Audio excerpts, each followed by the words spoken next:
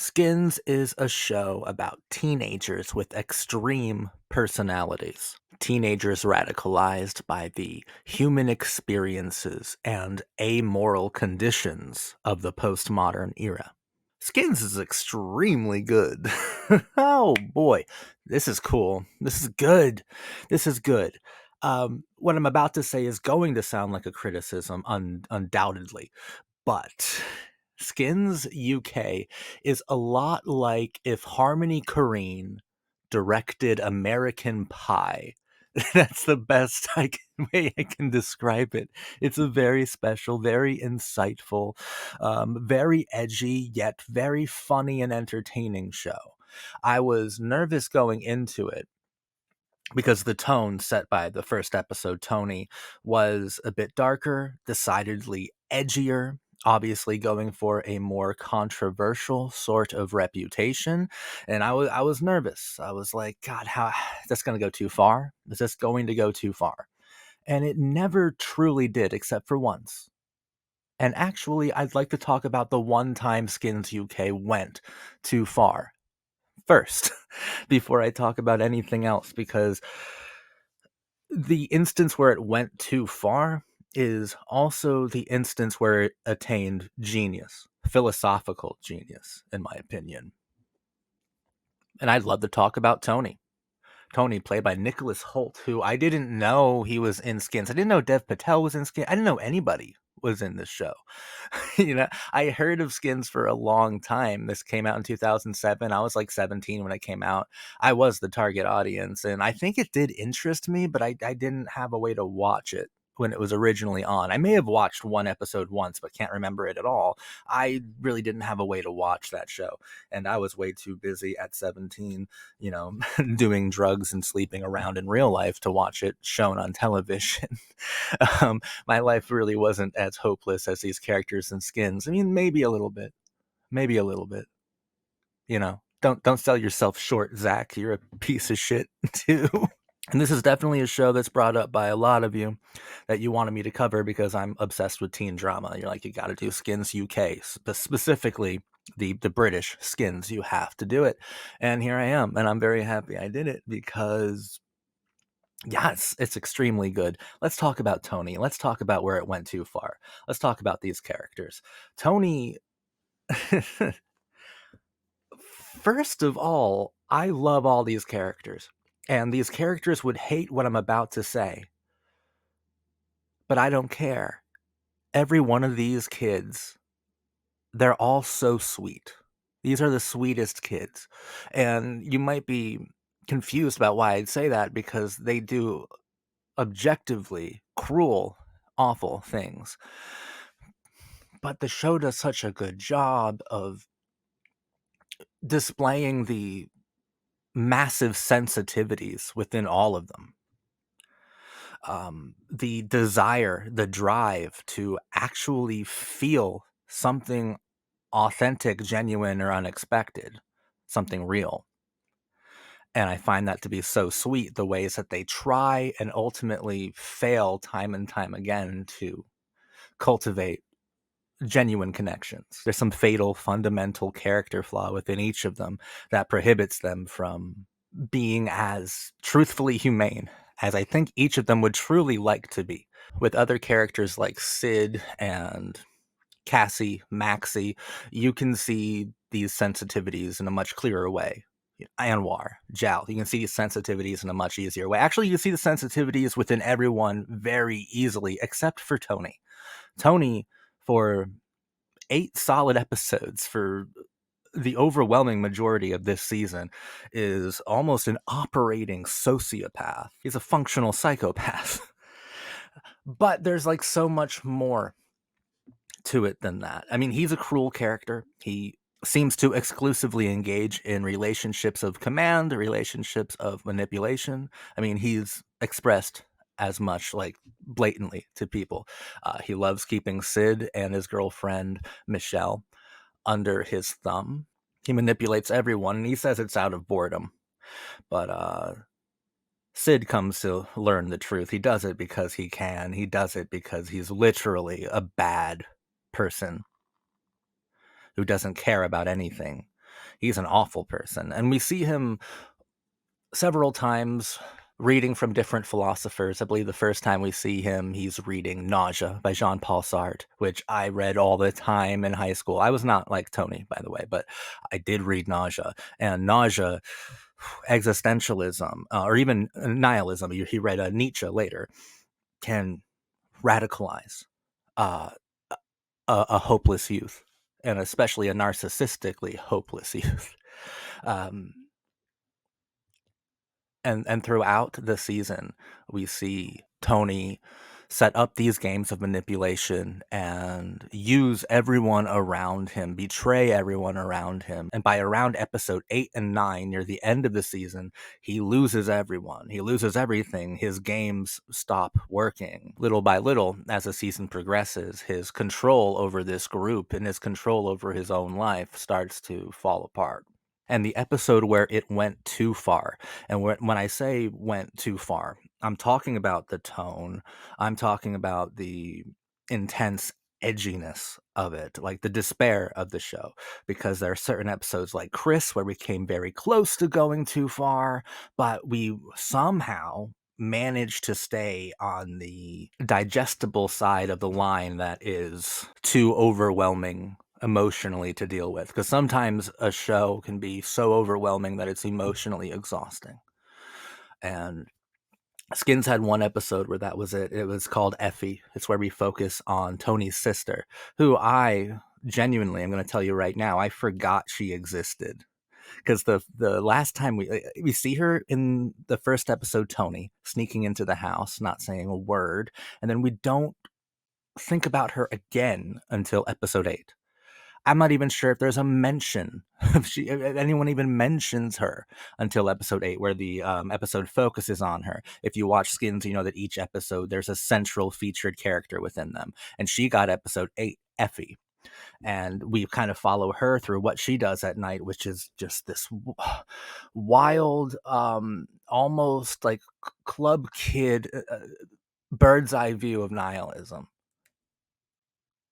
And Tony starts to worry about her. And you think he's worried, and he's absolutely worried because he does love his sister.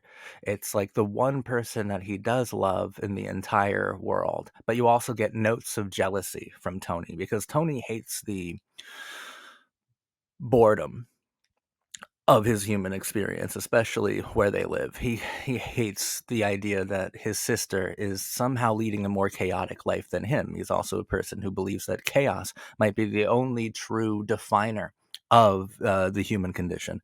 And you get some notes of jealousy, like, what is she doing? What is my little sister doing? Or, it's such a cool and surprisingly complicated show that he's like, I thought my sister was going out having fun. I didn't know she was becoming more nihilistic than I was. I don't want her to become this dark, this twisted, this evil.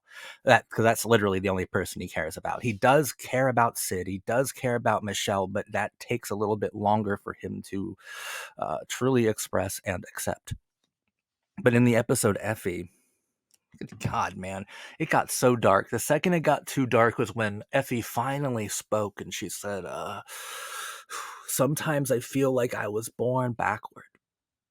And she has this really weird monologue right after she shoots up what you think is heroin, but it's certainly some sort of pharmaceutical, some fucking medical, some psych nurse attendee guy named Josh shot her up with it.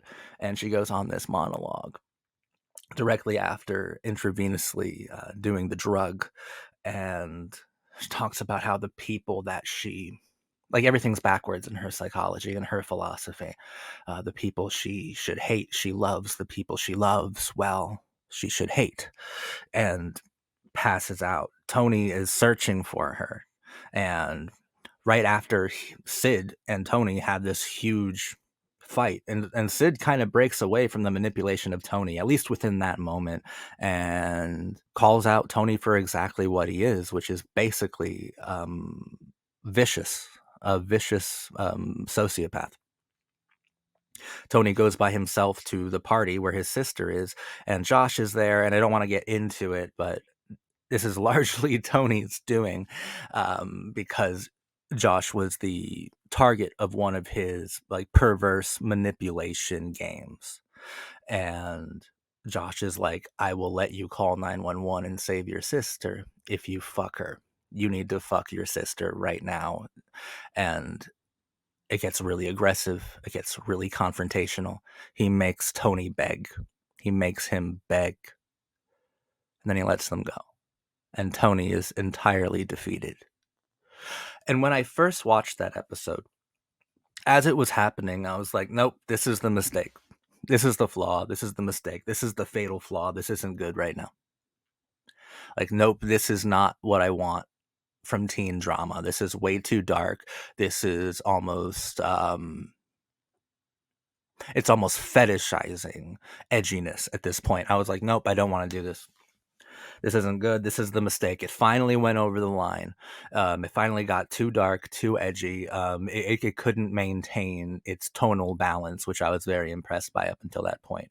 And I thought that for a long time after I finished the episode too. And then it clicked in the finale when Tony, finally admits or confesses that he loves Michelle and seems to be acting like a true and genuine friend to Sid by giving Cassie like a love letter that Sid had wrote her, stuff I don't think he would have done previous to the Effie episode. And he also finally has a great conversation with his sister. Even his relationship with his sister is fascinating because Tony's like, I liked it better when you didn't talk, because the first time that his sister does talk to him within the show, she's calling him a wanker for treating Michelle so terribly, so cruelly, so viciously. And he listens to her, and that's when he actually confesses that he loves Michelle and then immediately gets run over by a bus. But the relationship's really complex because you start to think, or at least I started to think, maybe he loved his sister Effie so much as compared to everyone else because he was projecting onto her a certain type of very clever person. And I do think Effie is very clever, but that's like the word deliberately that Tony uses to describe Effie, and I think he's projecting it onto this almost mute character. And then when she finally starts to talk, he actually does listen. He actually does listen to her. So I think the love is genuine, but where the roots of that love, I think, are founded also in a narcissistic place. If he was projecting onto her certain things, maybe like she was the hope, because he doesn't want to be nihilistic, and that's the point of the Effie being dark episode. Episode 8, Effie, it had to be so dark that it scared the nihilism out of Tony, and that was so powerful. That hit me so bad, so hard, so intensely, and with such a great and mighty force to my emotional gut. That episode had to be so dark, so twisted, so nightmarish. There were parts that were completely nightmarish, like when Tony first arrives at the party and he's being chased by these people with masks. Like, it's nightmarish. It's like a haunted house. It had to be so scary, dark, and twisted that the nihilism was scared out of Tony. Tony, you're a nihilist, right? What if I showed you a glimpse, just a mere glimpse into the void? You wouldn't be able to handle it, and he couldn't handle it. In that moment, he was consumed not by meaninglessness, but by pure meaning and devotion for his sister and shame for his actions throughout the season that had led to that point. Like, that's so cool to me because it is relatable. Once again, I'm not like Tony, but there are times where I've gone like a little off the deep end with nihilism, with pessimism, with thinking that everything's meaningless, that I do, or at least I used to, put myself in like really bad situations and with really bad people. And there are moments of clarity where you look around and you go, this is absolutely terrifying. This isn't real. This is absolutely terrifying. This is going to give me philosophical nightmares for the rest of my life. Something happens that scares the nihilism out of you. And that's what happened to Tony. Tony was, I think, the darkest part of the show. He was easily the darkest character. He was, the character most likely to do something absolutely unforgivable eventually. And I'm sure there's people who watch this show who think that he is, at this point, a completely irredeemable character. Once again, I think all these kids are sweet, and I think that Tony might be the sweetest and most heartbreaking of all, which I know is surprising to hear, but it truly is. Because when you're a teenager, you become radicalized. Like I said at the beginning of this video, you become radicalized by a certain philosophy that a part of you will hold on to for the rest of your life. And if you're radicalized by nihilism, by extreme existentialism, like Tony was, by a sort of poetic narcissism, like Tony was, it can erode at the at your very spirit. If you believe that you actually have one, it starts to eat away at it until there's almost nothing left. And I think there was a speck of soul left within Tony, and a soul could be whatever you want. It's just a spark of something sweet left within Tony, and that spark supernovaed in the Effie episode. And I saw that naive and sweet and pathetically terrified kid crying out in the name of meaning itself. And I was so shocked and impressed by it. Like, when I first watched the episode, I was taken aback and I was turned off by just how intense it was. I thought it went way too far into Harmony Korine Wonderland, right? It went way too far into that kind of excessive depressing shit. But by the time the finale finished, and when I had a couple moments to really think about it, I realized that the episode was as dark as it needed to be, because it needed to be extraordinarily dark and intense and problematic. It had to be, because the nihilism had to be scared out of Tony. It wasn't going to be scared out of him by love. It wasn't going to be loved out of him. Nihilism isn't loved out of kids, out of radical youth. Nihilism is scared out of them by just how meaningless and dude, it's so scary. Tony was my favorite character. Nicholas Hoult did incredibly well. He was my favorite character. The character right behind him, though, who I think is extremely affecting, is Cassie. Cassie is so good. I love her. I think that the two best episodes are, well, there's three that really just, I think, were highlights. The episodes Cassie, Chris, and Effie. Those ones really get to me. Cassie is so good. What an incredible character. And we get to explore mental illness. We get to explore how mental illness could be, like I said, each of these characters, all of the fundamental flaws, hangups, and insecurities that they have were kind of radicalized into them by just how awful and uncaring and unfeeling the rest of the world is. And we can see just how devastating that can be through Cassie, where it expresses itself, this radicalization expresses itself through severe mental illness. And I really love the episode Chris, because that might truly be, outside of the Tony episode, the most complicated and poetic the show is. Chris's mother abandons him. He loses his house. This is all like so symbolic and so powerful. Like, he's kicked out of his house naked and humiliated after his mother abandons him, and he has this sexual fixation on a school teacher who is really cute. Looks a lot like Katy Perry, actually, but he has like I was feeling it. He has this fixation on her.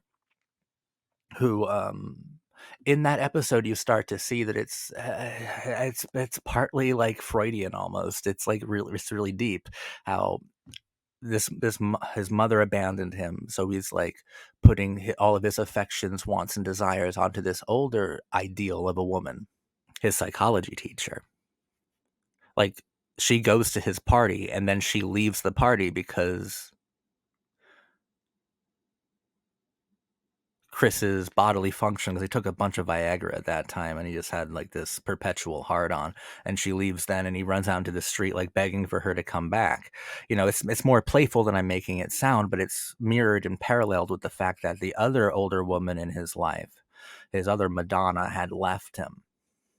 And we get some huge payoffs to the Chris episode, where he goes and visits his father with his new family, essentially, and they're going through photo albums, and Chris is like, "You're not going to find any pictures of me there." No one cares about me. No one wants to remember me. You're not going to find a picture of me in any kind of photo book, any kind of photo album. And they don't. And just to really solidify this idea that the affair that he's having with his teacher is meant to psychologically reflect his feelings of abandonment and how much he misses his own mother. In the finale, he goes through a photo album that his teacher, now his lover, has, and not a single picture of him, and he's flipping viciously through it, and until, like, I thought, he's not flipping through his teacher's photo album anymore. He's flipping through his mother's. He's flipping through his father's photo album, trying to find that baby picture from his own central episode, and he just can't find it because no one cares about him. Loses his mind. Chris was really good. All these kids are pretty good. The least defined out of all of them is Maxie, but I really liked him, and he had some great moments. Anwar was very cool.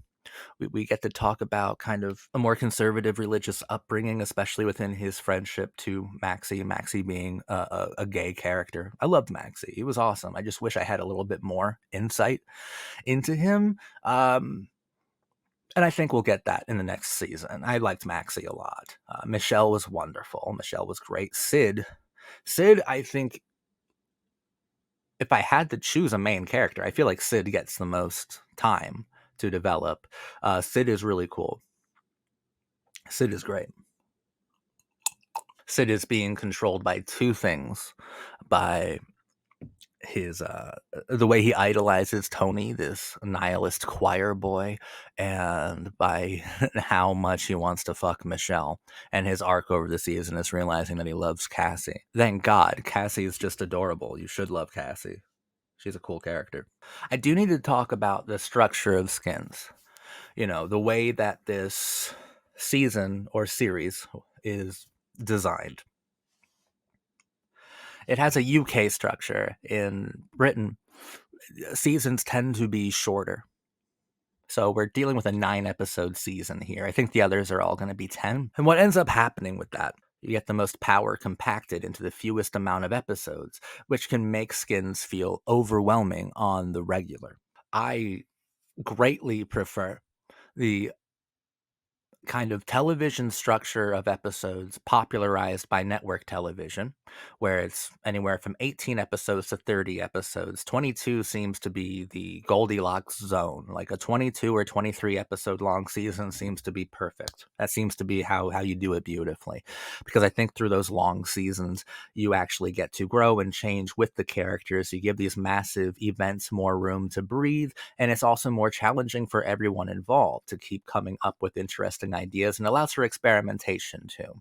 You get to experiment with ideas and with character development that you wouldn't otherwise do. I think most of my favorite moments from so many of the teen dramas I've covered would have been cut if it was just like a 9-episode run where only the important parts or only the most meaningful parts are in everything. And I know that someone's going to be like, what, you're mad that there's like too much substance in Skins? And no, that's not what I'm saying at all. I'm saying that television, a part of television is filler. A part of television is that. A part of television is the opposite of substance. I think we have like a weird view that every single scene in every single movie or show should be entirely necessary to the main plot. And I don't think, if you watch television with that kind of mindset, then you don't like television. I want to hang out with these people. Do you understand? I want to be in the atmosphere of these kids. I want to see these kids do absolutely meaningless things when it's concerned with the overall plot or philosophy of the show. I want to be around them. TV is about hanging out with your friends and growing through them. Like especially if it's a teen drama, that's almost exactly what it is.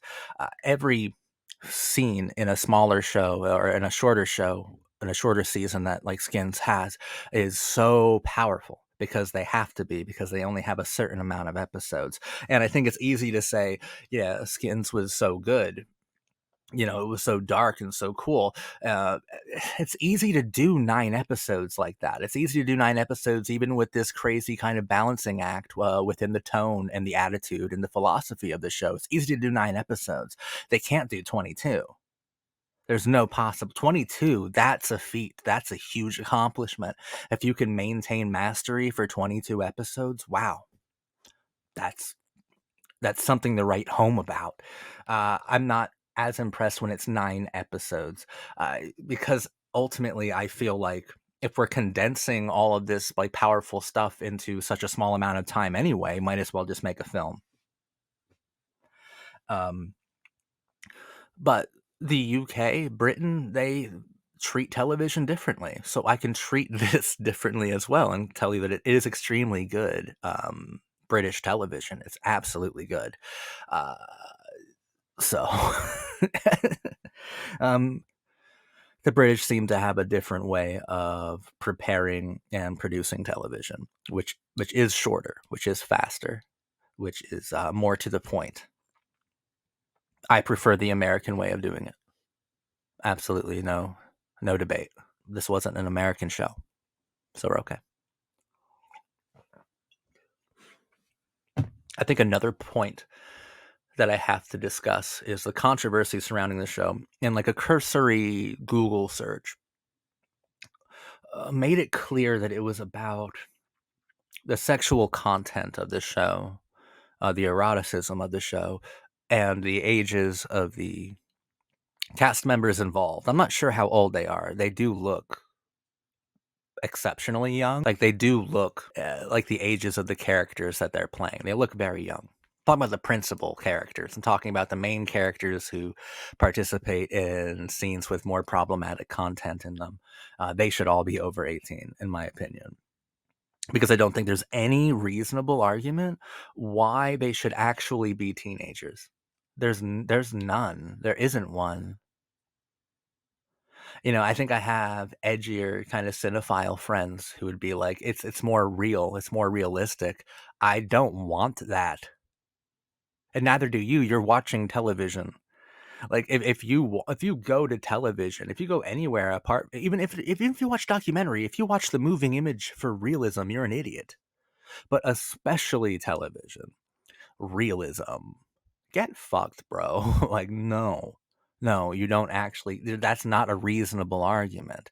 So you're telling me that it's more real and more powerful for you when the characters that are making out and engaging in explicit activities on the screen are actually young like that. Like that actually, that doesn't do anything. That doesn't do anything. So I think that Skins was very deliberately trying to attract a lot of controversy. I don't think it goes too far personally. I'm just talking about my overwhelming opinion, is that all these actors should be over 18 to be handling these things.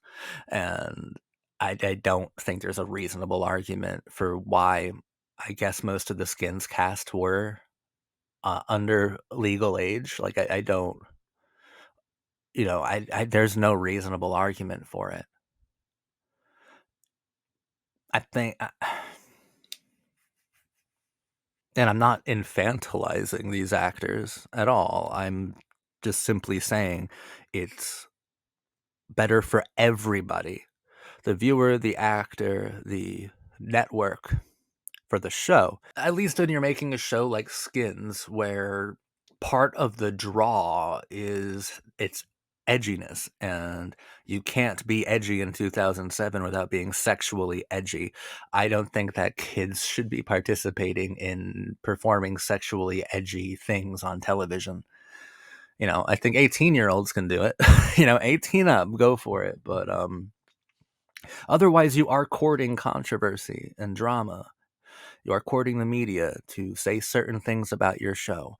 I know that a lot of American advertisers pulled out of backing the UK version of the show because they thought it was, CP.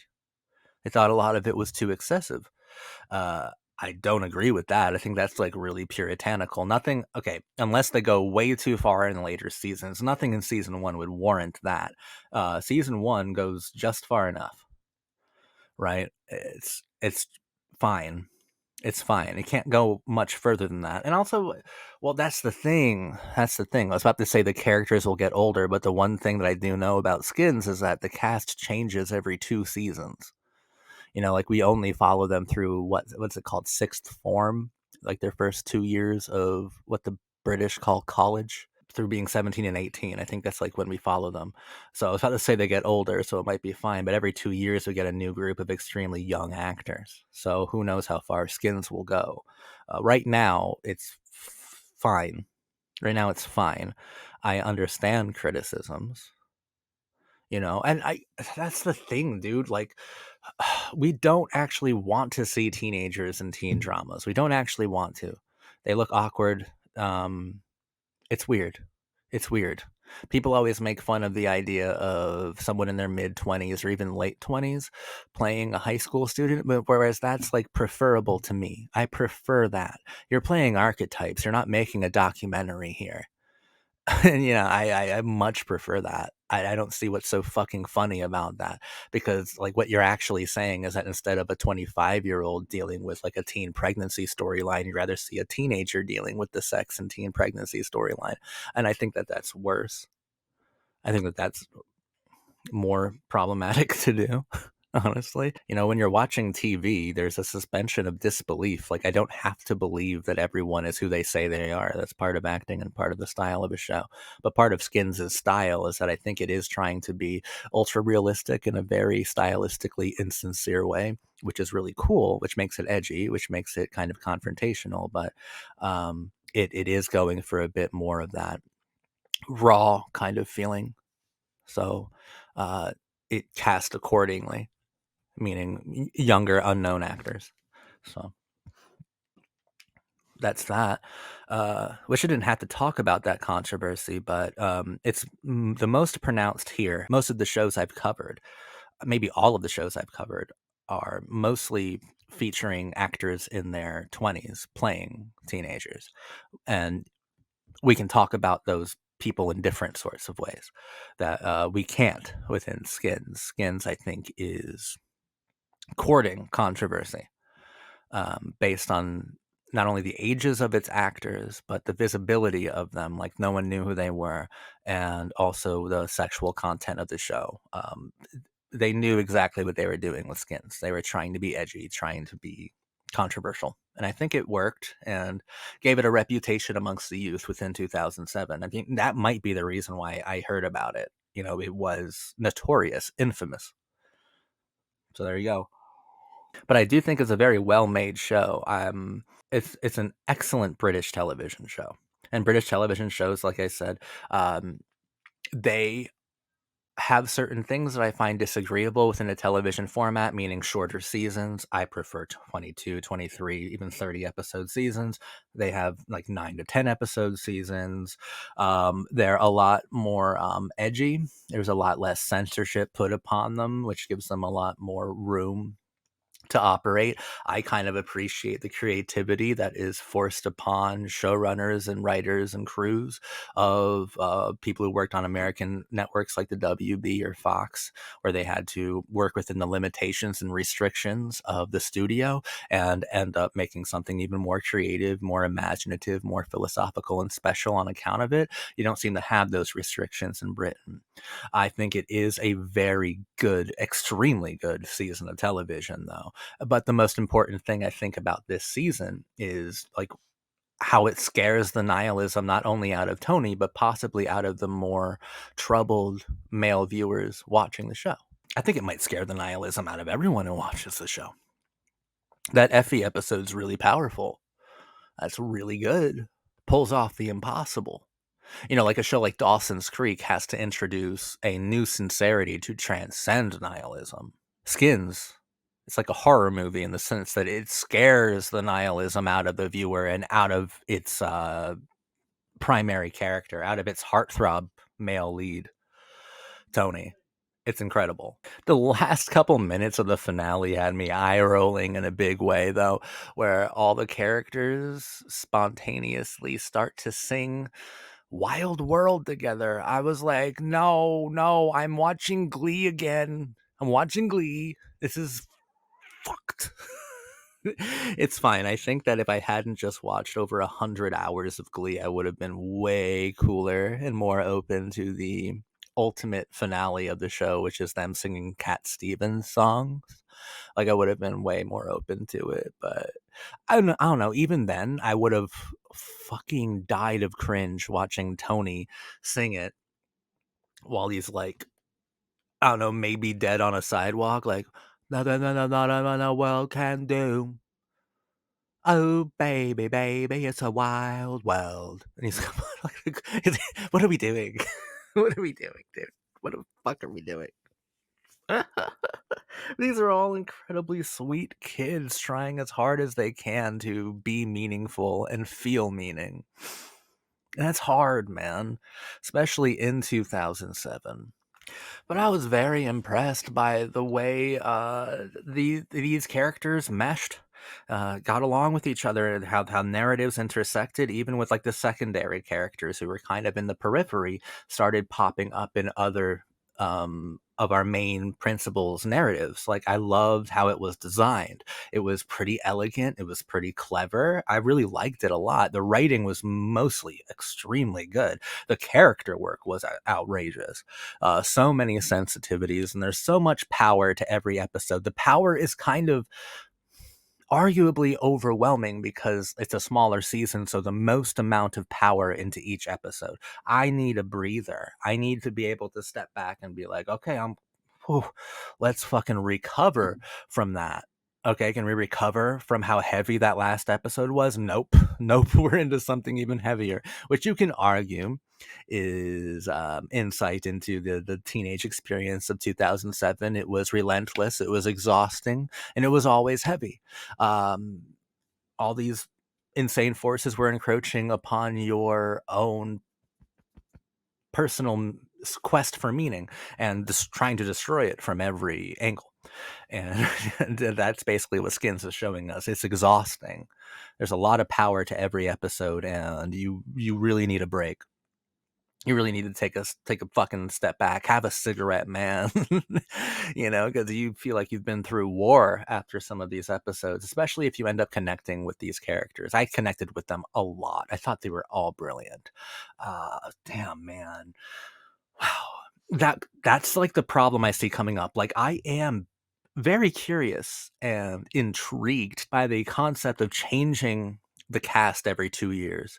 That's fun. I always said that like high school stories are more interesting than the college years, and like the early seasons are better than the later seasons because the more youthful scenarios allow for more interesting storylines. But I think I'm gonna grow really connected to this original group of kids. I think I'm gonna grow really connected to them. I already am really connected to them. I'm gonna have a difficult time being forced to identify with a whole new group at the end of this next season. That's gonna be hard. It's gonna be hard. Like I hope that I can get over myself and be like, okay, that was fun hanging out with them. Bye. But I don't want to let them go. Like I want to see these kids grow and mature, come of age. Coming of age shows, you're supposed to see them come of age. This is just, the coming. Oh, that sounded wrong. No, it sounded exactly how Skins UK would want it to sound. Those fucking guys. Dude, this show courted controversy relentlessly. You can tell there's parts of episodes. That's why I call it like Harmony Korine directs American Pie. I don't think it goes anywhere outrageous or too far, but it does deliberately do a few excessive things, I think, just to get attention. Which I don't know, maybe that's what you have to do to make a show visible and pop. And this show popped from across the pond, bro. Americans knew about this show. That's a big deal. So maybe there's something to that, something to the way that the show romantically, obsessively seemed to flirt with controversy. So yeah, dude. Oh man. Oh god.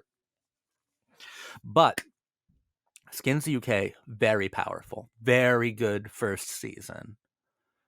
And honestly, I think the second season's going to be even better. But the first season did something really special. I love the concept of scaring the nihilism out of the functional sociopath.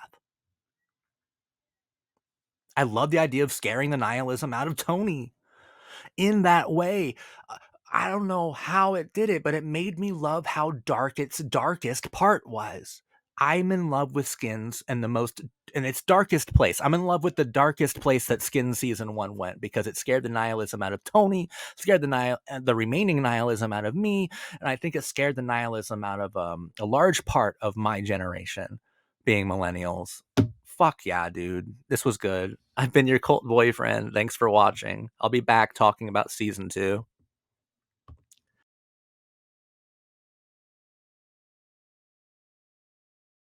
Oh my god, that was great. Yes. Okay. Skins season 2. This show is just so good. It's really fucking good. I loved season 1. Thought it was, yeah, just amazing. I think season 2 is on par with season 1, but it is more complicated and surprisingly esoteric. This might be the most esoteric teen show I've ever seen. There are some fascinating things going on in the second season of Skins UK. And I would really love to highlight 3 of the episodes that I think are the most affecting, even puzzling, and the 3 episodes where the show attained truly high art. It's such a great postmodern television show. It really is. I am a true believer in Skins. So I think the best episode of this season is called Effy. That's the one that excites me the most. And good for you, Effy, as a character. She had my favorite episode of the first season, and now same with season 2. She is incredible. She's an awesome character. She's a great character, or at the very least, she's a character who really inspires the writers to do demonstrations of my favorite stuff in art, man, which is postmodern teen drama. And I really love it when on certain shows like Gossip Girl, you get these characters who, and Gossip Girl was running at the same exact time as Skins, and Gossip Girl is my favorite work of art ever. That's not really important, but it's at least interesting to consider when talking about these 2000s teen dramas that play with nihilism, hedonism, and narrative systems. But in Gossip Girl, you'd have these characters who would openly fix narratives or alter narratives, create narratives, because gossip is all about narrative. That's the entire point of Gossip Girl. In Skins UK, the episode Effy is determined to sort out the fucking soap opera that Skins had become. We see her go out of her way to play and manipulate with a narrative system. So we see her go out of her way to try to, at that point, it's about getting Sid back together with Cassie, and it's about getting Tony back together with Michelle, and getting Sid and Tony to be besties again. And she figures out how to do that by like this deep game of manipulation. And by a deep game of manipulation, sure, it's kind of reminiscent of Tony, but Tony was never this kind of postmodern about it or this open about it. Effie is outright designing narrative systems and imposing them upon the other characters, and watching the cogs move in the machine, and the soap opera is sorted out by Effie. The part I am getting overexcited, but it was so fucking cool, dude. It was so fucking great. The very last moment of the episode, she's like sitting on her bed reading a book, and she looks at the camera and gives a nice cheeky smile. Like, she did it for us, man. She fixed the narrative system for us, the viewer. And she has great conversations throughout that episode about art, about the emotion of art. One of the reasons why she's helping all these characters necessarily complete their arc for the soap opera to be effective. The deal she made is that Sid would do her own art project. Well, meanwhile, she completed the most postmodern art project of all, which is play with the fabric and the framework of the very show that the audience is watching. And when she goes to hand in her assignment, her art assignment, she's like, well, I do have it. It's just not what you think it is. I made art about like wrath and love and hatred and spite and excitement, but it's everywhere. It's all around you. It's everything. I created this narrative system that we're in, is essentially what she's saying. And it truly makes sense. And the audience is confronted with this kind of sweet sort of postmodern clarity when she looks and smiles into the camera at the end of like, you're my audience. You're my audience. You see what I've done. Effie is one of the greatest postmodern brats of all time. I have this kind of character that I that I made up in my head of a postmodern brat. Abby Morgan on Dawson's Creek, Georgina Sparks in Gossip Girl, even Klaus in The Vampire Diaries. Teen dramas will often feature a postmodern brat who can do two things: reject the narrative itself, or wield it, use it, fix it, sort it out, solve it, create narratives, fix the show when the show isn't fixing itself, when the characters are too unable to complete their arcs. The postmodern brat will step in and do it for them, which is exactly what Effie did through that episode. Dude, she's so cool. She's fucking awesome.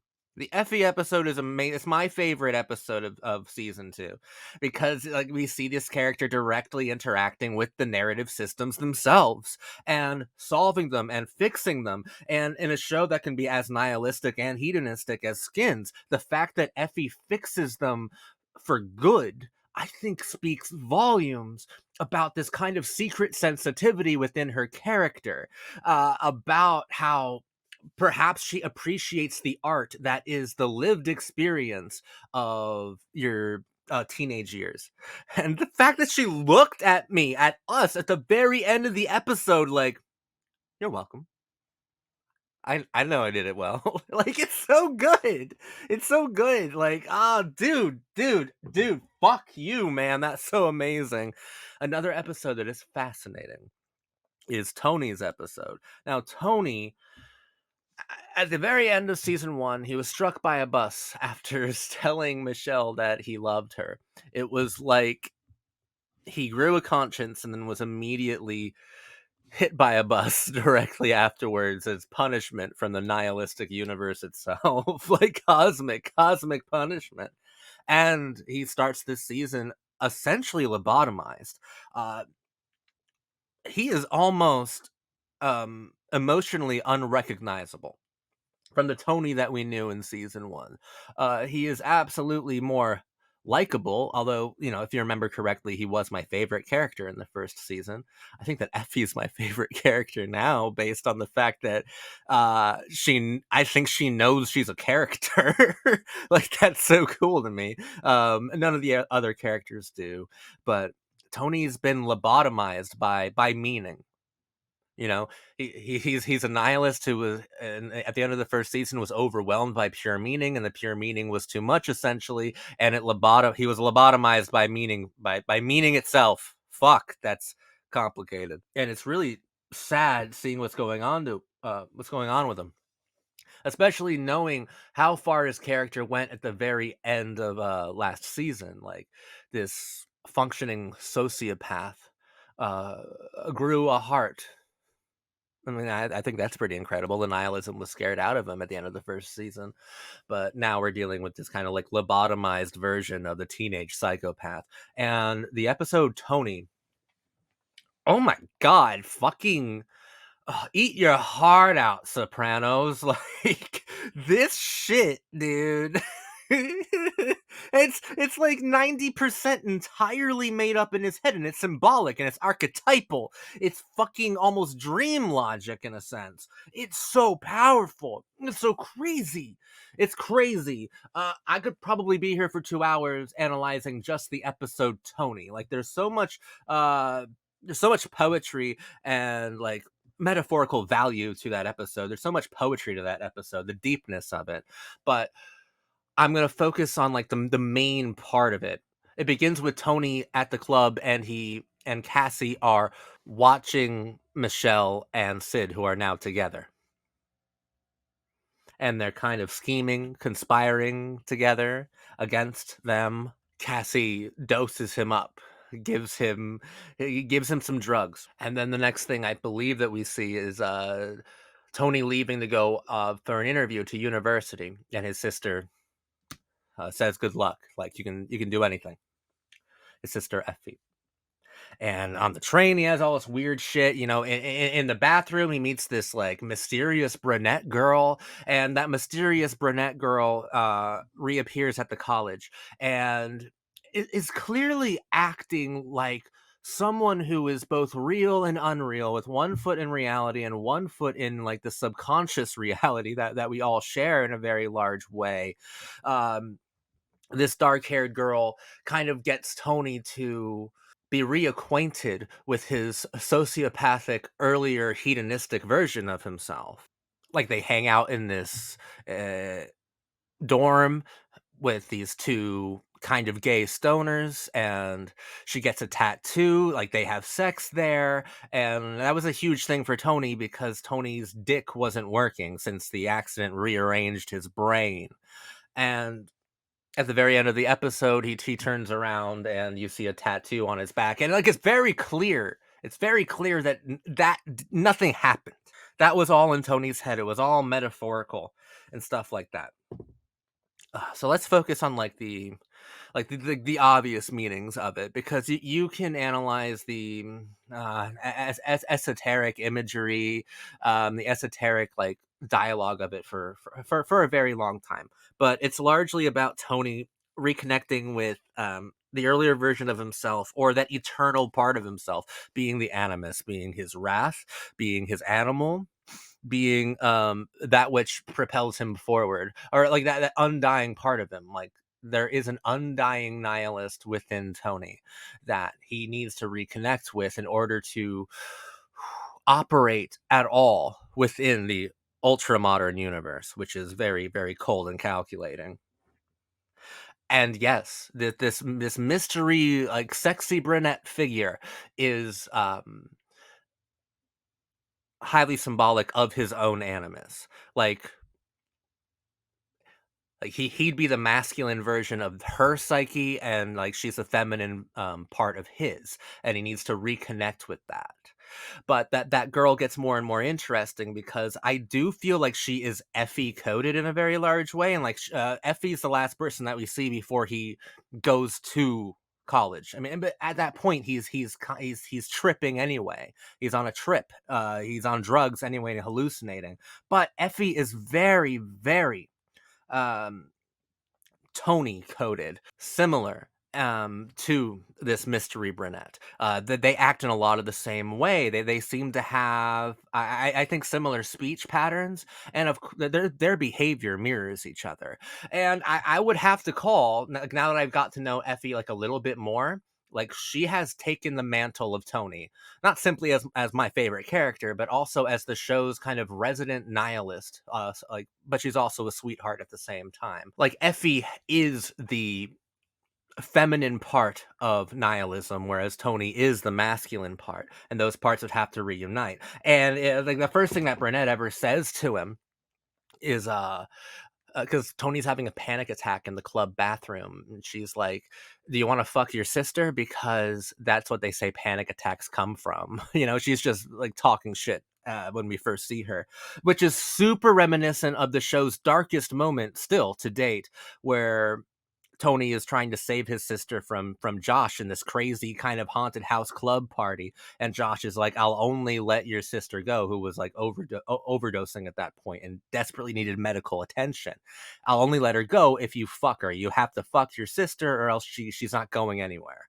It's reminiscent of that, and that's the point that broke Tony's nihilistic brain, right? Like that's the point that scared the nihilism out of Tony. And through this trip, in a kind of Jungian sort of way, like he's able to he's able to fuck his sister's double, which is truly the feminine part of his personality, of his psyche, and become a whole Tony again as he leaves. That's one way of looking at the woman, but there's something to be said about Cassie, because Cassie is the one who gave him the drugs. And you can absolutely say that the two stoners who they hang out with for a long time, the kind of possibly gay ones, they're kind of shadows, or maybe they literally are the two gay guys in Scotland that Cassie was hanging out with when she was in Scotland for the first half of season 2, which would make this mystery brunette not be a mystery brunette at all, but an undercover blonde. Like, it'd be Cassie, because Cassie did give him the pills. And I'm fairly certain that it's Cassie's voice at the very end, like when they finally say their goodbyes, she says, "Don't look back." And I think it's Cassie's voice saying, "Don't look back." Right? And I think that's cool. I think that's another cool layer of reading it. I don't think there's any right or wrong way to read an episode like Tony's in season 2. But the sister thing is way more interesting to me, especially when the episode, the foundation of it is built upon Effie reading Orpheus, the Greek myth, to Tony, which is all about not looking back, or else she will turn to stone. Not looking back at your wife, or else she will turn to stone. And that kind of feeds into my own personal reading of it, as this brunette was certainly Effie coded. I'm not saying it was absolutely Effie. I'm not saying that Tony even wants to fuck his sister. This is like highly symbolic. This is we are dealing with metaphors. We're dealing with the esoteric kind of quality of postmodern teen drama here. And the fact that when he finally leaves the brunette, the mystery brunette, she says, "Don't look back." And if he did, she would have turned to stone. He would have lost the feminine part of himself. He would have lost the femininity of nihilism itself. And also, it could be that this mystery brunette is his sexual impulse, is his sexual wants, desires, his sex drive itself, his sexual fantasies. That could absolutely be what the mystery brunette is symbolic of. She's also symbolic of nihilism. I think that it might be saying that, like, a man without a sex drive, a man without nihilism is half a person, is half a psyche. And that you have to be, at least in part, nihilistic to want to fuck someone so with such animalism, with such impassioned ferociousness. After that episode, Tony is fuller, and he's almost back to like a well-adjusted version of Tony. He's almost back to what would have happened possibly if that bus didn't hit him, like a Tony with growth. That episode's very interesting, and there's like a lot of different, every single scene, has such a great amount of meaning applied to it. You can spend a lot of time with an episode like Tony. I was shocked by Tony. I was shocked by this, oh my god, deeply layered episode of teen drama. Like, that's an episode that should be heralded as one of the most fascinating pieces of teen television ever. Yeah, because it is. I think that the Effie episode, which directly follows Tony, is a lot better because it's so much more fun, and I'm turned on more when I see characters actually playing with the narrative itself, and like knowingly doing so. And Effie being this amazing, she turns into the Shakespeare of the show in that episode. She's so cool. She becomes the author of Skins, kind of takes it away from the writers, takes it away from the framework itself, and like, fuck the fourth wall. Right? I'm gonna break the fourth wall with a smile, says Effie, with a demure little smile, with a cheeky one, with a really cute and sweet one. I'm gonna break the fourth wall with a smile, and by breaking the fourth wall, I fix the narrative itself. Wow. The other episode I think is excellent and deserves to be talked about is Cassie's. Oh, I don't want to talk about a certain part of it because it's so fucking sad, dude. Yeah, thanks Skins for making me cry. Chris dies in the Cassie episode. Now, curiously, that's not even the most interesting thing about the Cassie episode, but Chris made me cry. He's so sad, man. He's so he's equal parts pathetic and just constantly astonishes me by how free and funny he is, right? The pathos is unreal with Chris. And I loved Chris and Jal. That's the best couple on the show. Hands down. Better than Tony and Michelle, better than Cassie and Sid. It's this, man. It's Jal. It's Jal and Chris. Like that got to me. Chris got to me so hard. And killing him with like a brain hemorrhage. Oh man, you made him such a sad character. And then you had him he had this unfortunately unremarkable boy die in a most unremarkable way. Like, fuck, dude. That's so sad. But okay, but before I go into that, I'll talk about all the other characters briefly. I just want to kind of spend time on these 3 episodes because they were so transformative for me. Um, in the Cassie episode, after it gets interesting after Chris dies, and like he dies in Cassie's arms, right? So like she's right. It's very traumatic for her, and she runs away to New York City immediately following it. And in New York City, she meets this guy called Adam. They go around town. She stays at his apartment. He has pictures on the wall of who you can only assume is his ex-girlfriend, who either doesn't want to see him anymore or has died. And now that Skins has introduced the Tony episode and then the Effy episode, which plays with like what is real and what isn't real, like can characters take control of narratives, or are the characters just at the mercy of narratives? Effie is not at the mercy of narratives. Effie creates the narratives. She dominates the narratives, right? So like we have a different way of viewing the situation, and like immediately you're like, is Adam real? You know, is Adam real? Is Adam unreal? Is this entire thing a fever dream? You know, and she is in New York City, and Adam is like likely real, but Adam has a lot of symbolism applied to him. In the very last moments of Cassie's episode, he leaves. There's like a note on the bed with an apple on top of it to keep it from falling off, and she reads the note. And if you're really morbid, you can read his note as a suicide note, as a suicide letter. Um, he's basically saying I'm going away for a while, but you can stay here as long as you like. Like I had some things I had to do, that sort of thing. But when he left, he turned all of the pictures of his ex around, like to face the wall after Cassie had moved them to kind of be outward facing them.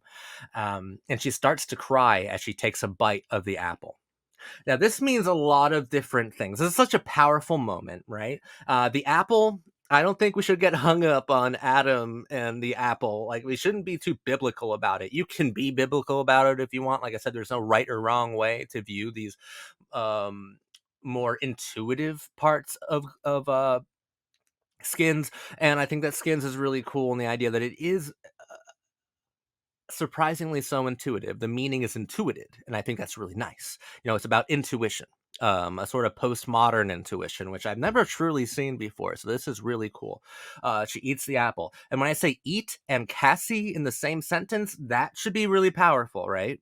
The fact that she's eating, you know, because she's a character who has that severe mental illness, and she doesn't like to eat.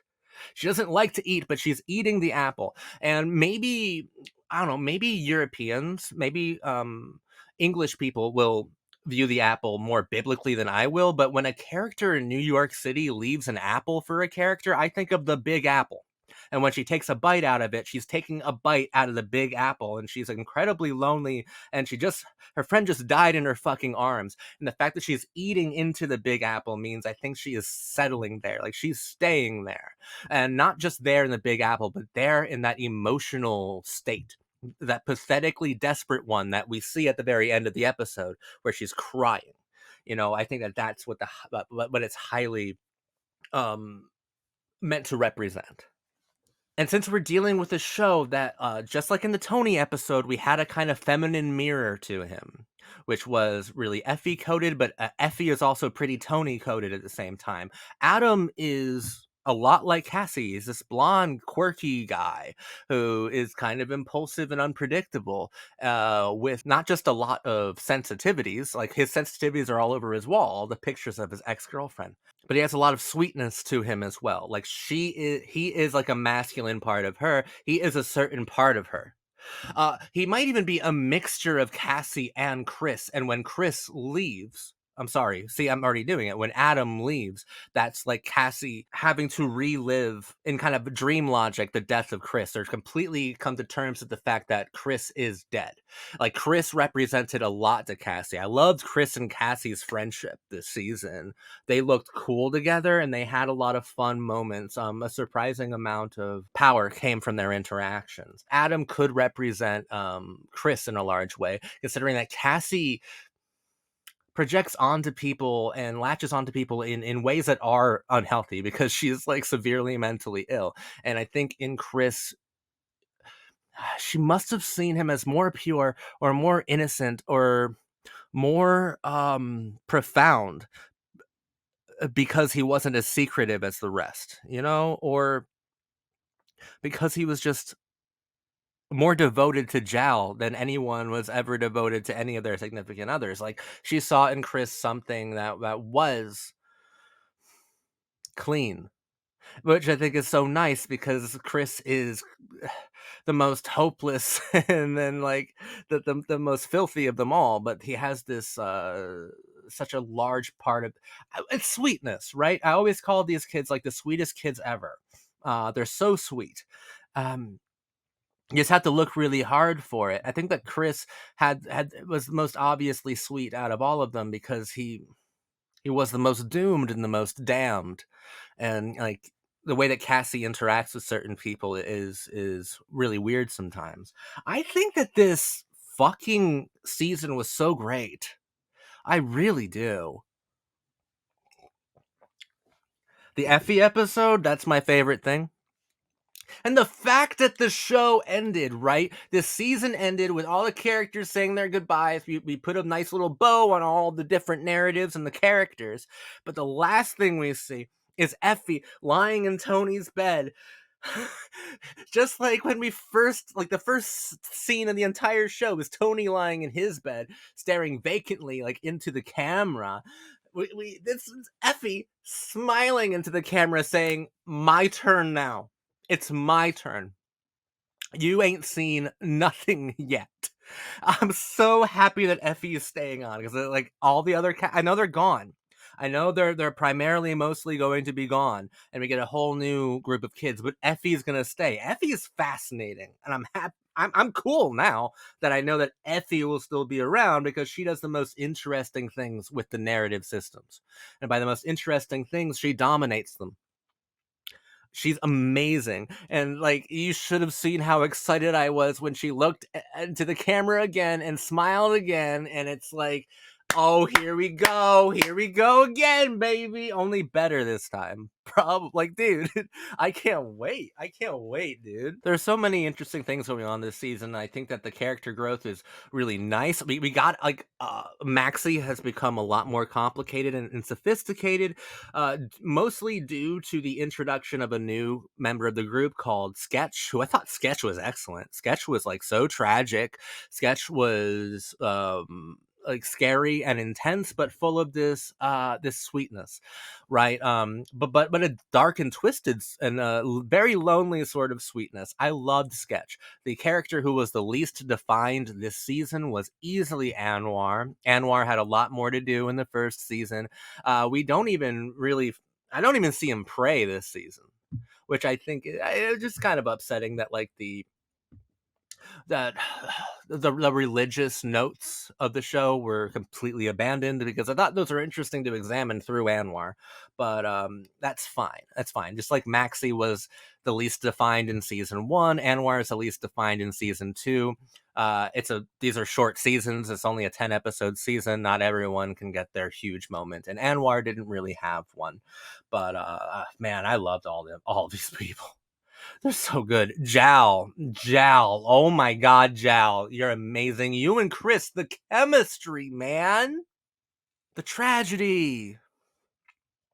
And then at Chris's funeral, they celebrate the ultimate misfit with fireworks. I loved it. I deeply appreciated it as well. Skin season 2 was great. Yeah, I think it's extremely good. Season 1 may have the edge, just slightly better than season 2. But season 2 is way more complicated. Like, if we're already this rich, this complex, this early on in the show's run, I can only imagine what the later episodes will be like. Like, there's a lot more to analyze and to explore thematically, symbolically in season 2, but season 1 just packed a greater punch.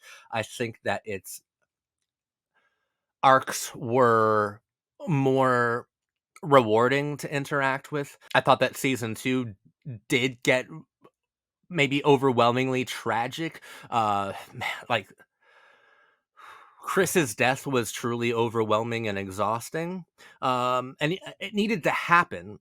Did it need to happen though? I'm not really sure it needed to happen. I'm not sure that friend group actually needed that kind of like the most severe form of tragedy ever. Also to be done to the character who was deliberately designed to be the most not only sympathetic but pathetic.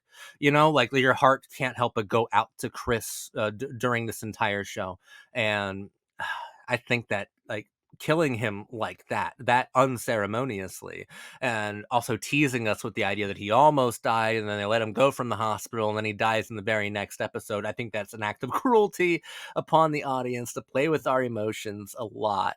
I think that was like, it's powerful, but that's why the reason why it works so well is because it was so, like, I think maliciously constructed. Like, that's a character death that I bet Joss Whedon wished she could have come up with, right? Like, Joss is a guy who liked to punish not only his characters but the audience. And Chris's death might be the most malicious thing I've ever seen within a teen drama. Like, everything about Chris was designed to be mourned, but ultimately Skins kind of redeems itself by changing the mournful and overwhelmingly tragic qualities into overwhelmingly celebratory ones. And as these characters leave the framework of Skins, they leave school, they leave a large part of their youth behind. And I think that Chris was the most freeing kind of conceptualization of 2000s youth, but that had to be killed so that I guess our other characters could mature in a pretty fast and pretty immense sort of way, so they could leave us and we could believe that they've been through something huge. Um, Season 2 is really, really, really excellent.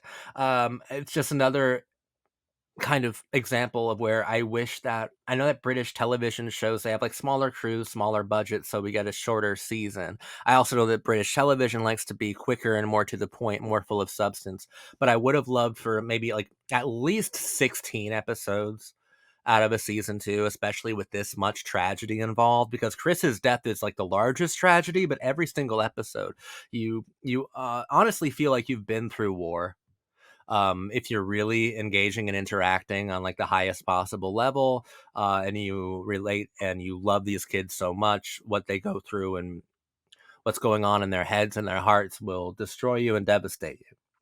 I could have gone for 16 episodes. So we could have kind of allowed these like traumatic events to breathe rather than just piling them on top of us. And maybe that's why I like the episode Effie so much. You know, like, there are confrontational things within that episode, but I trust Effie behind the wheel. I trust her designing the narrative, which she is outwardly doing. And you know what, Effie? This was a great work of art, and it was due to her character manipulating and changing the narrative, saving the narrative in the second half of the season. That's so cool to me. Effie is the best character on the show.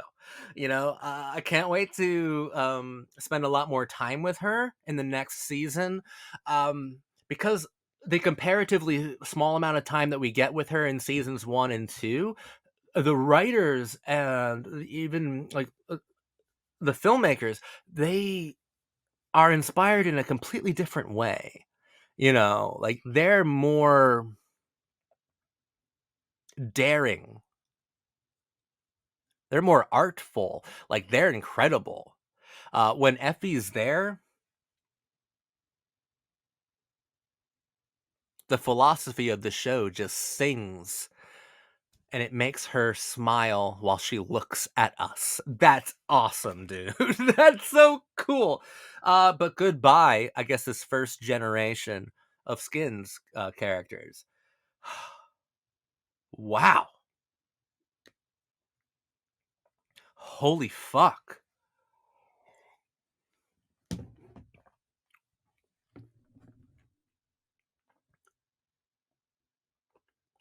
This show is fucking great.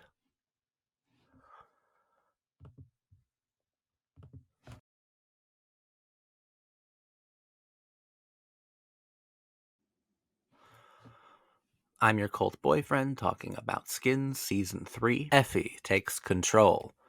In the very first episode of the third season, Effie kind of sizes all of the different cast members up.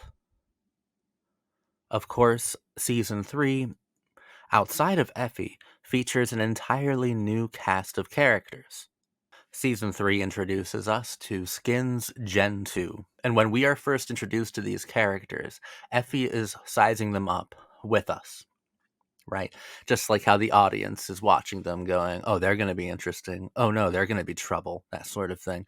Effie is doing the same exact sort of processes, not as a viewer, but as a narrative maker, but as a contributor to the drama. So when she first sees the twins, I think right away she's impressed by the energy of the two of them, and then she immediately is able to clock the dynamic where Emily secretly hates Katie, and she goes, she hates her. Interesting. Like, oh, I can use this. This will be good for my fucking soap opera. She's instantly able to figure out the three boys immediately. The three bonehead boys, Cook, Freddie, and JJ. She even supplies them with a list of depraved hedonistic activities for them to complete in one day. And she said, whoever wins will get to know me. And she basically supplies them with an arc spreadsheet, with a ready-made arc, and whoever completes it gets to fuck her. Everything from arson to doing drugs to being naked, like all of it. And the checklist is also useful to Effie because it will let her know who is on her hedonistic, nihilistic level. And of course, it's Cook who completes that list. And the first episode ends in a great way, like a pretty disagreeable way, because the writing, the narrative system, the acting, the way the entire show's framed is that you believe that Freddie, for some reason, call it an innocent reason, is interested in Effie for more genuine reasons, whereas Cook is absolutely wild, and you don't want to see Effie fuck Cook. Like, that's something you don't want to see, and that's what happens at the very end of the episode. And I just loved it. I was like, okay, hell yeah, Effie. Because Effie also knows what fucking one of them will do to the trio, to that friend group. It will eventually, ultimately tear them apart, which is great if you're making a fucking soap opera. And I'm under the belief that Effie knows that she's in a fucking soap opera. She knows she's in a teen television show. That's kind of why she's sizing up all of the new characters. That's kind of why she's already psychoanalyzing them and sorting out ways to make them more interesting within the narrative that she is creating. Like, I think she knows she's the new Tony. I think she knows she's the new lead. And I think that she's learned from her brother that if you want to make a good fucking soap opera, you have to be pretty fucking inventive. And if we follow Effie, it's a beautiful story. A beautiful arc through Effie. Effie is still my favorite character on the whole show. She became my favorite character in the second season because I finally started to understand her. She's the postmodern brat to end them all. I adore her. I think she's such a good character. You could write a philosophy book about her. Screw the myth of Sisyphus. I could write the myth of Stoneham, you know? And if we follow Effie's arc, she takes us through all of these wildly kind of tender, sensitive, sweet, and depressing and also depraved investigations of hedonism, of nihilism, and ultimately of love and of surrender, a surrender to meaning. A triangle inevitably is cultivated between Effie, Cook, and Freddie. And this is a triangle with teeth, with bite. A triangle that has a lot of bad feelings attached to it, and I was so here for it. I think that Effie Stoneham may have invented the perfect triangle because it is so harsh and it's so dramatic. It's so I mean confrontational, right? It's really rough, especially if you're watching it from any point of view. Honestly, it's just a devastating triangle because Freddie is tortured by how much he loves her, and the sense of betrayal from Cook is just so palpable. And the moment where he goes to her window and Cook appears and starts like kissing her in front of him, and they're both looking at him, that's wild. That's wild. But I think that that's symbolic too, because I'm going to get into Cook in a minute. But Effie and Cook are operating on a level of skill that vastly overshadows everybody else, right? Those are the two absolute nihilists of the show. And if Skins is a show that at least previously rewarded hedonistic and narcissistic behavior, Effie and Cook are teen drama royalty because that's all they project. That's all that they do. So they're up there looking down at the kind of more basic archetype, the more innocent teen character, and it's a wild thing to see. It's a wild thing to see the king and queen of nihilism just lording their sex over Freddy. Oh man, you'd hate to be Freddy. You'd also hate to be Effie, right? I think that the more Effie dives headfirst into the abyss of nihilism, the more dignity that she loses, the more impossible she becomes to save. But I think that Effie is a complicated enough character to not believe in kind of silly ideas like dignity, or I don't even think she believes that she could truly be saved. But that's part of the arc here, right? Because she ultimately eventually does. And Cook, let's talk about Cook for a second. It's terrible to also view the triangle from Cook's perspective, even though he seems to get every girl that he possibly wants. Ultimately, none of the girls want him, and I loved Cook, and that thing that I just said kind of reminds me of kids I went to high school with. I think season 3 is not as great as seasons 1 or 2, but it's still very, very good. And I think that maybe season 3 is, at least when it comes to its depiction of like male friendships, might be a little bit more accurate, at least for my own life experiences. You think you have such a tight bond, but like one girl with pretty eyes could just run through your friend group and you're never the same after that. Betrayal becomes a huge thing. When boys come of age, they kind of have to learn how to demonstrate masculinity in ways that aren't outwardly hurtful, and they also have to learn that, like, it's the first time they're feeling strong emotions like love. So whereas Cook is just like extremely hedonistic and wants to fuck everything in sight, Freddie is feeling love for a girl for the first time ever, and that emotion is so powerful that he kind of, I think, claims Effie emotionally, which is, I think, almost equally as wrong and immature and weird. But yes, my high school friend group was definitely devastated by pretty scene girls, pretty scene emo girls, completely ruined by them, which and you had that one friend like Cook who seemed to just be able to fuck everything in sight. It was crazy, dude. It was wild, man. That said, Cook is, apart from Effie, the best character this season. Effie will always be the number one, the patron saint of postmodern teen drama is Effie Stoneham. But Cook was awesome. I think the best episode is Cook's central episode, episode 2. I love the way that it starts and the way that it ends, because I think Cook represents kind of anarchism. I would say just pure hedonism, but I'd give more of a political charge to it because he seems to be coded in the stylings of working class untouchables. Like working class punk songs seem to be the amplification of his ethos, right? Walking down the street going like, I was born into a country baptized in religion at the beginning and at the end. Like at the beginning, so like we get this crazy introduction to him, and then we see him go through some of the most depraved and intense things ever. Then at the very end, he thinks that someone is trying to kill him, and then when he realizes he's okay, he's safe to walk down the street, boom, that crazy smile comes back and he starts marching and singing that song.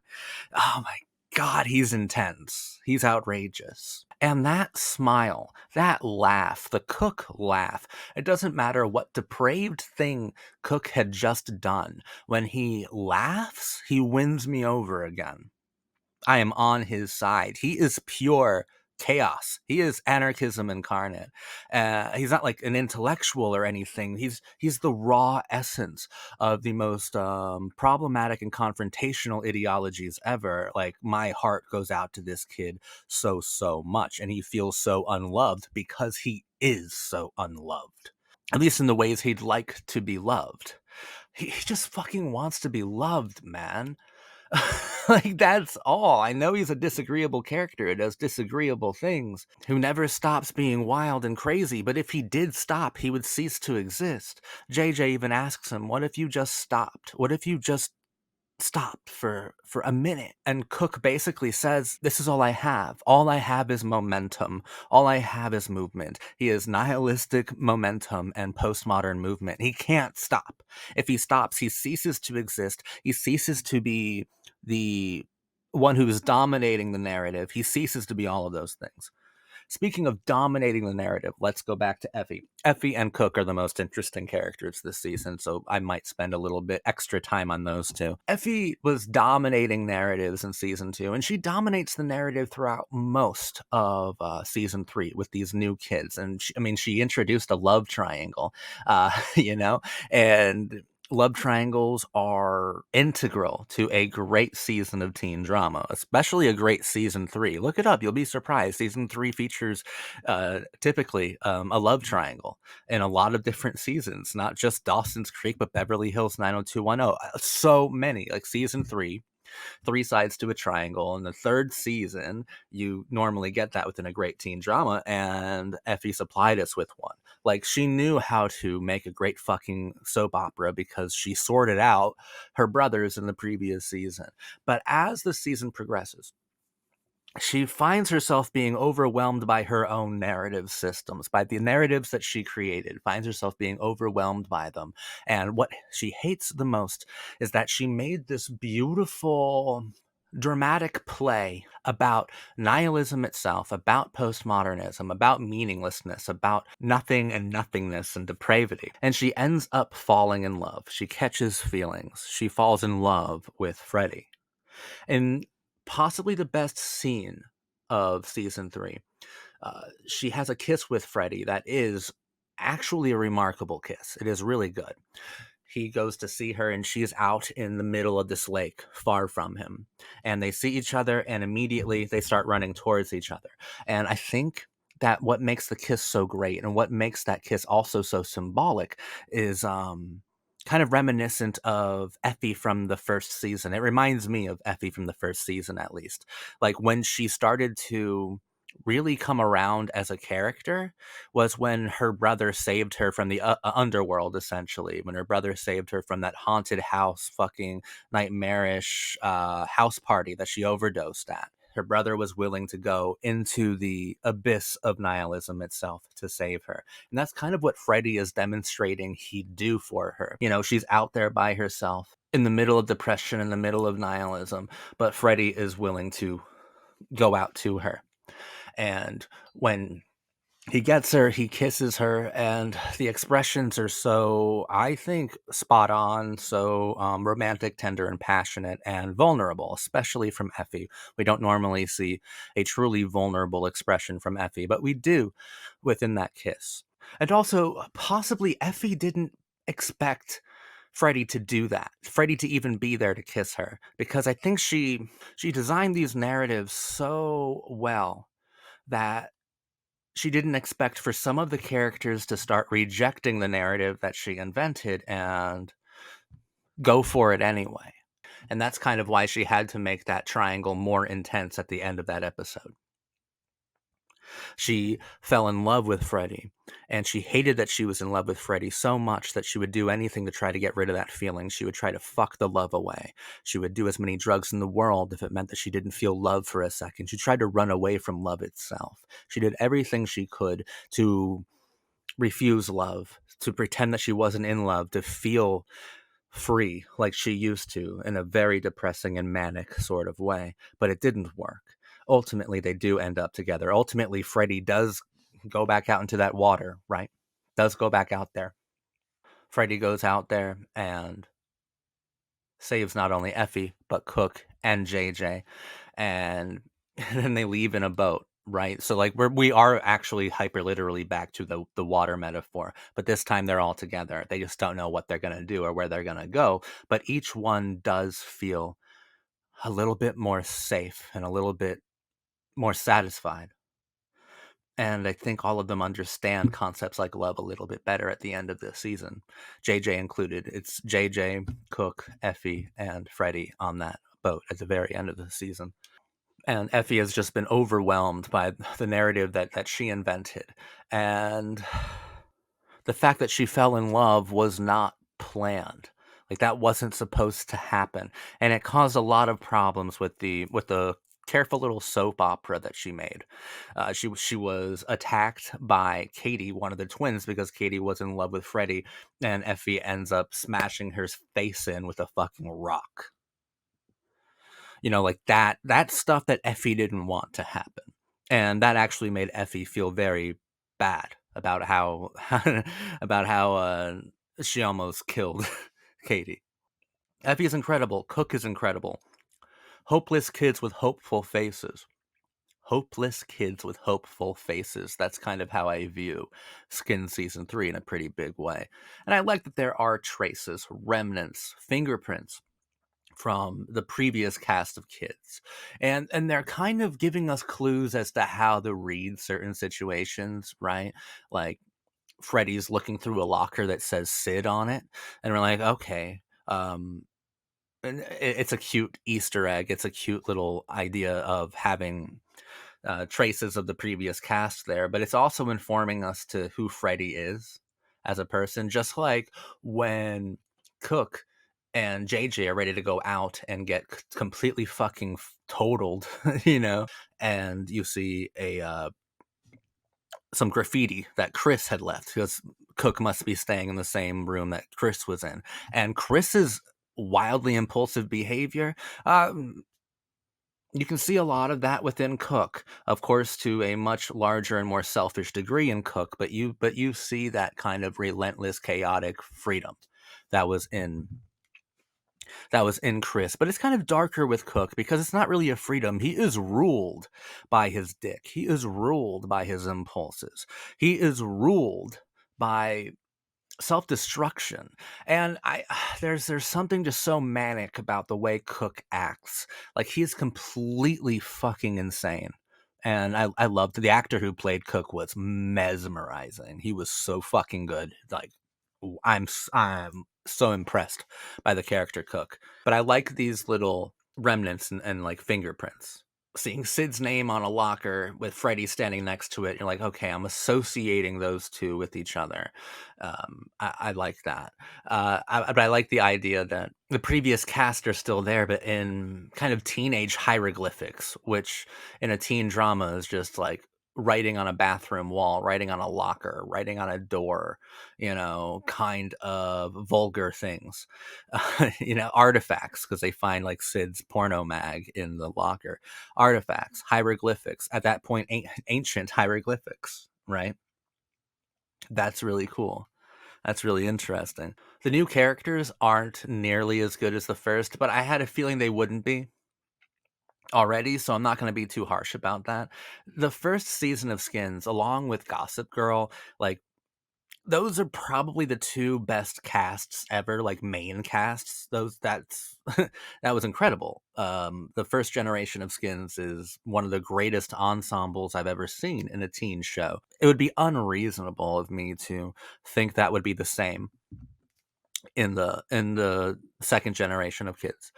But I do like them. I do think that they're all okay in their own way. Katie and Emily, JJ, Thomas, they're good. They're all right. Naomi, they're okay. The one that really stands out so far as the brand new addition is Cook. I was thrilled every time he was on screen. It was dangerous.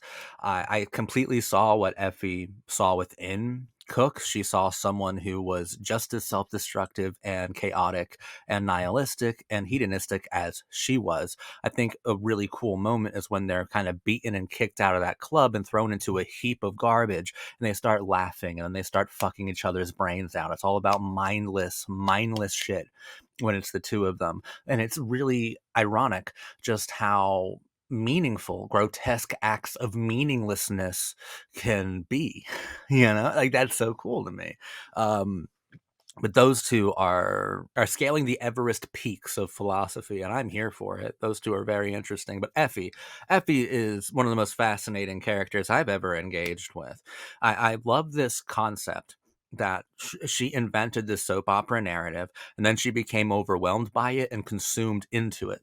And it's because of love, it's because of a tenderness, because of a good, and it's because of a sweetness. And yet I still feel there's this very mysterious quality about her where I don't know her as well yet. Like, this could all have been you know what I'm saying? Like, I don't know her yet. Even her mother says the Effie smile is so interesting because, like, even when she was a kid, the Effie smile was mysterious, saying, "You don't know me at all." I'm not convinced that I know her at all either yet, and I've spent a lot of time with her, especially analyzing her. There's still a great deal of mystery to Effie, and I hope that there always is. She's guarded from the audience. She's guarded from the other characters, I think primarily because in a postmodern way, she knows she's a character and she knows she's being watched by us. So she's guarded until she's ready to put on a show, and then she's completely just theatrical and gives us everything we want to see. But otherwise, she's guarded because she knows how kind of vicious the narrative can be. The narrative of teen drama, the narrative of soap operas. She's a character who knows just how vicious they can be because she has dominated them for seasons at this point.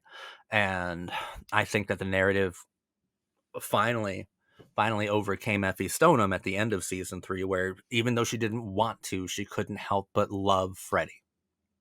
She didn't want to admit it. She's a lot like Tony in this regard, where Tony refused to acknowledge his love for Michelle for as long as possible. He refused to admit it for an extremely long time because it was really hard for him to not only admit, but to firstly accept. Effie refused to believe she loved Freddie for as long as possible until it almost killed her.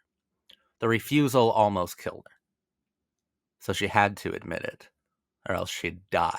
The first 2 seasons of Skins were something really, really special. And season 3 is not on the same level as the first 2 seasons of Skins, but I still thought it was very, very, very good. It's just a bit more, it's more postmodern, honestly, which is good for me because that's what I love most in the world. But I can see someone who really liked the first generation of Skins characters not really liking this new generation because of uh, maybe the harshness, the severe unlikability of some of the characters and their actions, the selfishness involved. But come on, man, it's a narrative and Effie's inventing it, and she knows that betrayal and selfishness, that's how you explore nihilism, and Cook understands it too. Cook doesn't understand that he's in a narrative, but he's being used by Effie. He's this relentless, this ball of energy, ball of mania, and she's controlling him. He's very helpful to her in constructing her soap opera, which was season 3 of Skins. And I'm sure a lot of people hate Cook. I love Cook. Cook is my favorite of the brand new kids. Like, I do love Cook. He's awesome. He's great.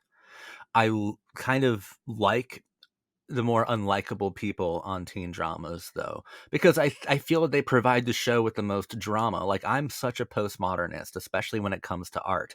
In a teen drama, the character who provides the show with the most drama tends to be the one that I admire most because they're doing the most for the show. And Effie and Cook, hands down, have done the most for the third season of Skins. They're not only postmodern brats, but they're postmodern heroes so far as I'm concerned. Skin season 3 was very, very good. I did enjoy it, and I'm excited for season 4.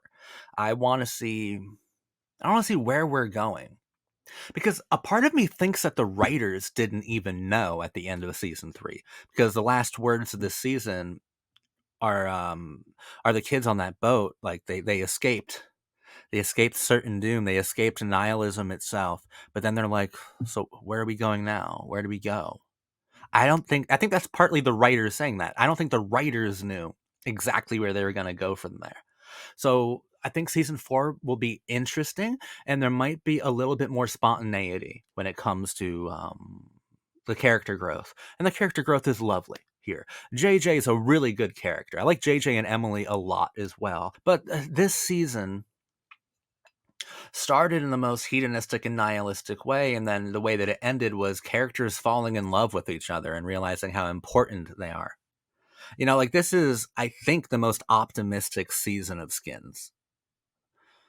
And I think it's interesting seeing optimism introduced into Skins, which is really nihilistic, overwhelming, and dark, because it feels like new sincerity. It feels really good, actually. I like it. I'm so happy that a character like Effie exists. Effie is basically everything I've wanted to see in a teen drama. She might be the greatest postmodern brat of all time.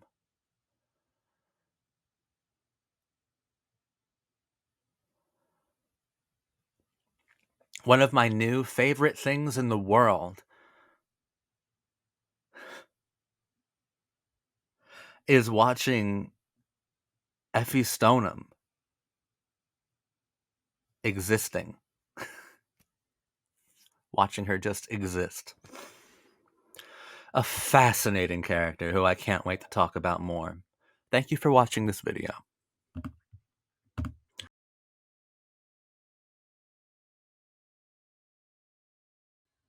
Skin Season 4 requires some explaining. This is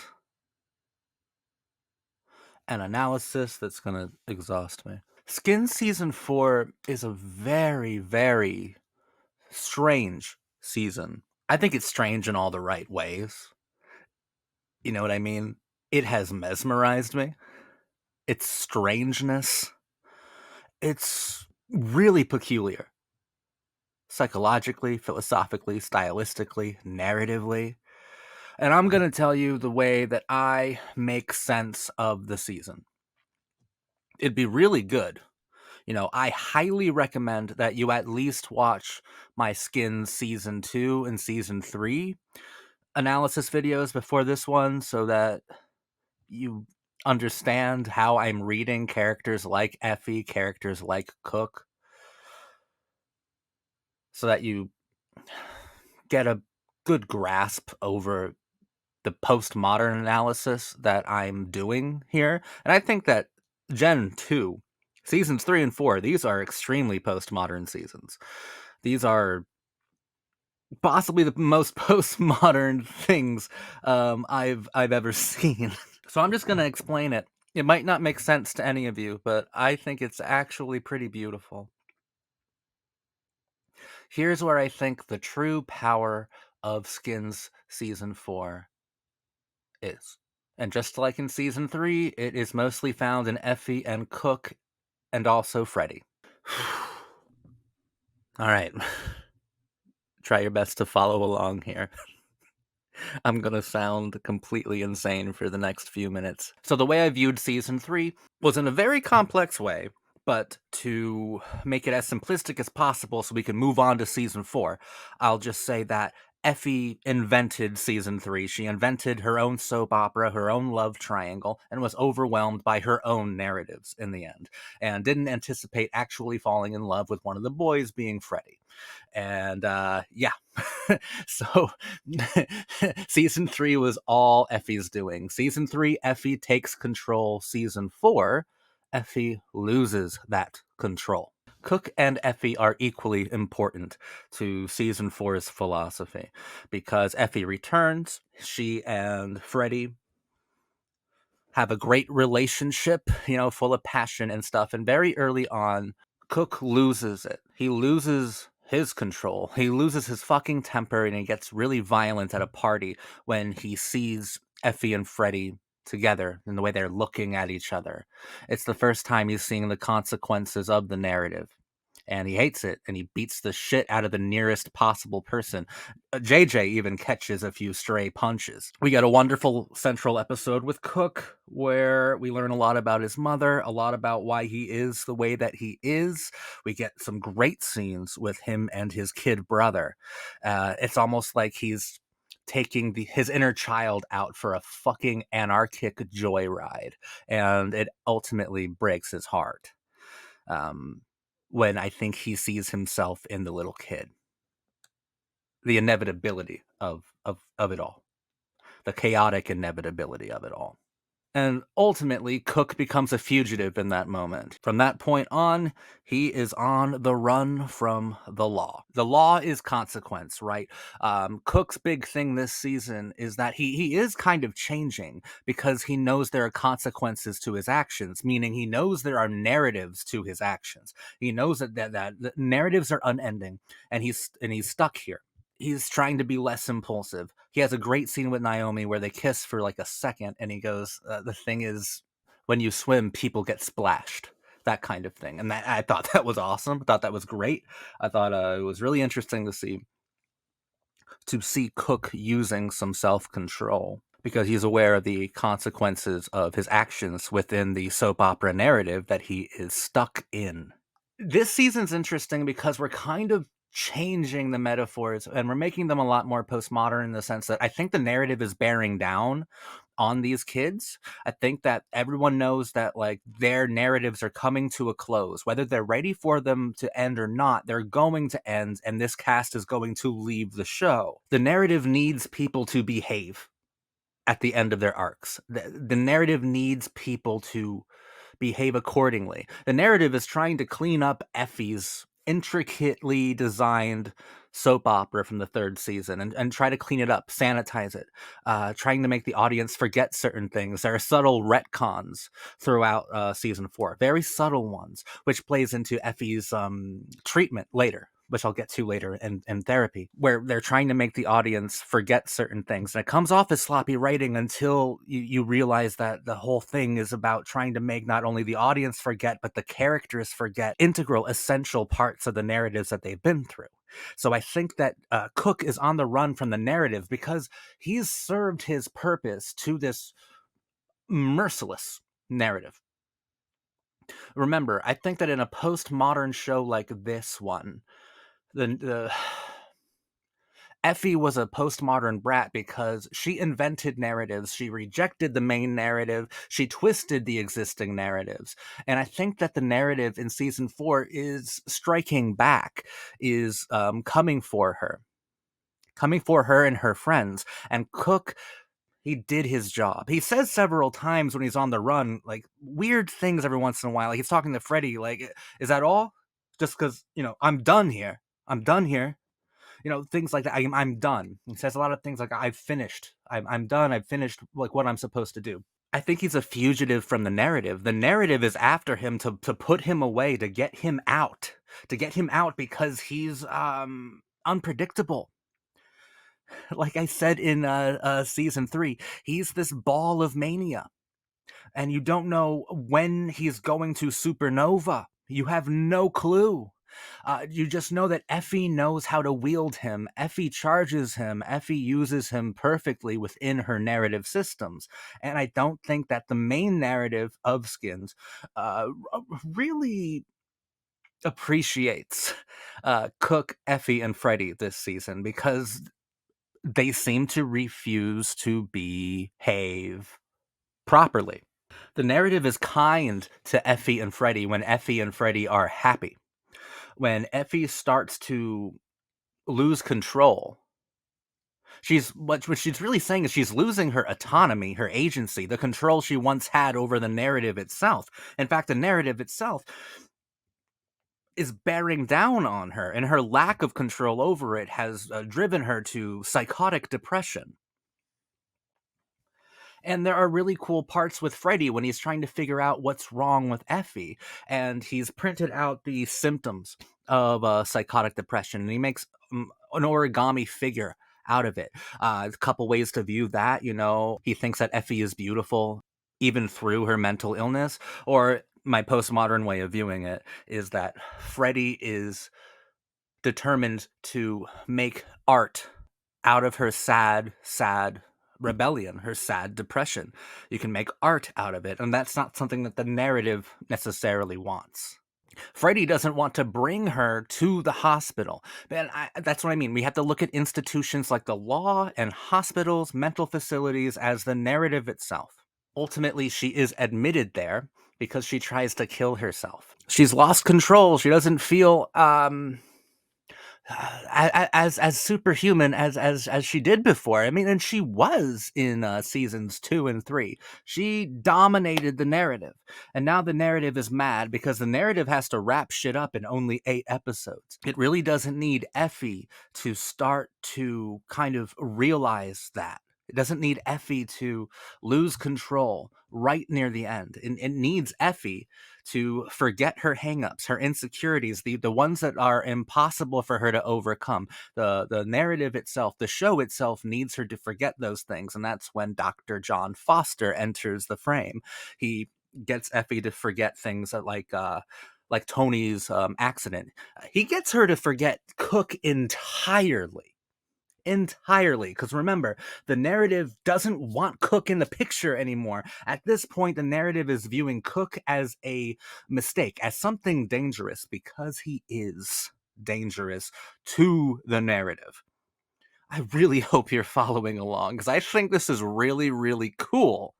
And this is my view of it. This is why I think season 4 is actually really fascinating and strange. I understand if it's not making sense, but please, it only gets better, in my opinion.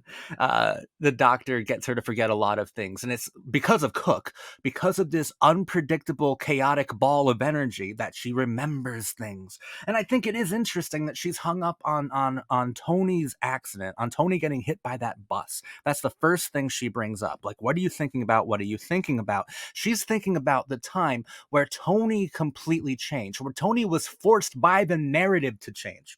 Right? Tony was essentially lobotomized after that fucking bus. Or Effie could be viewing that bus hitting him as a very cruel attack on Tony's arc that he was going through at the time, because he was confessing his love on the phone to Michelle when he was hit by the bus.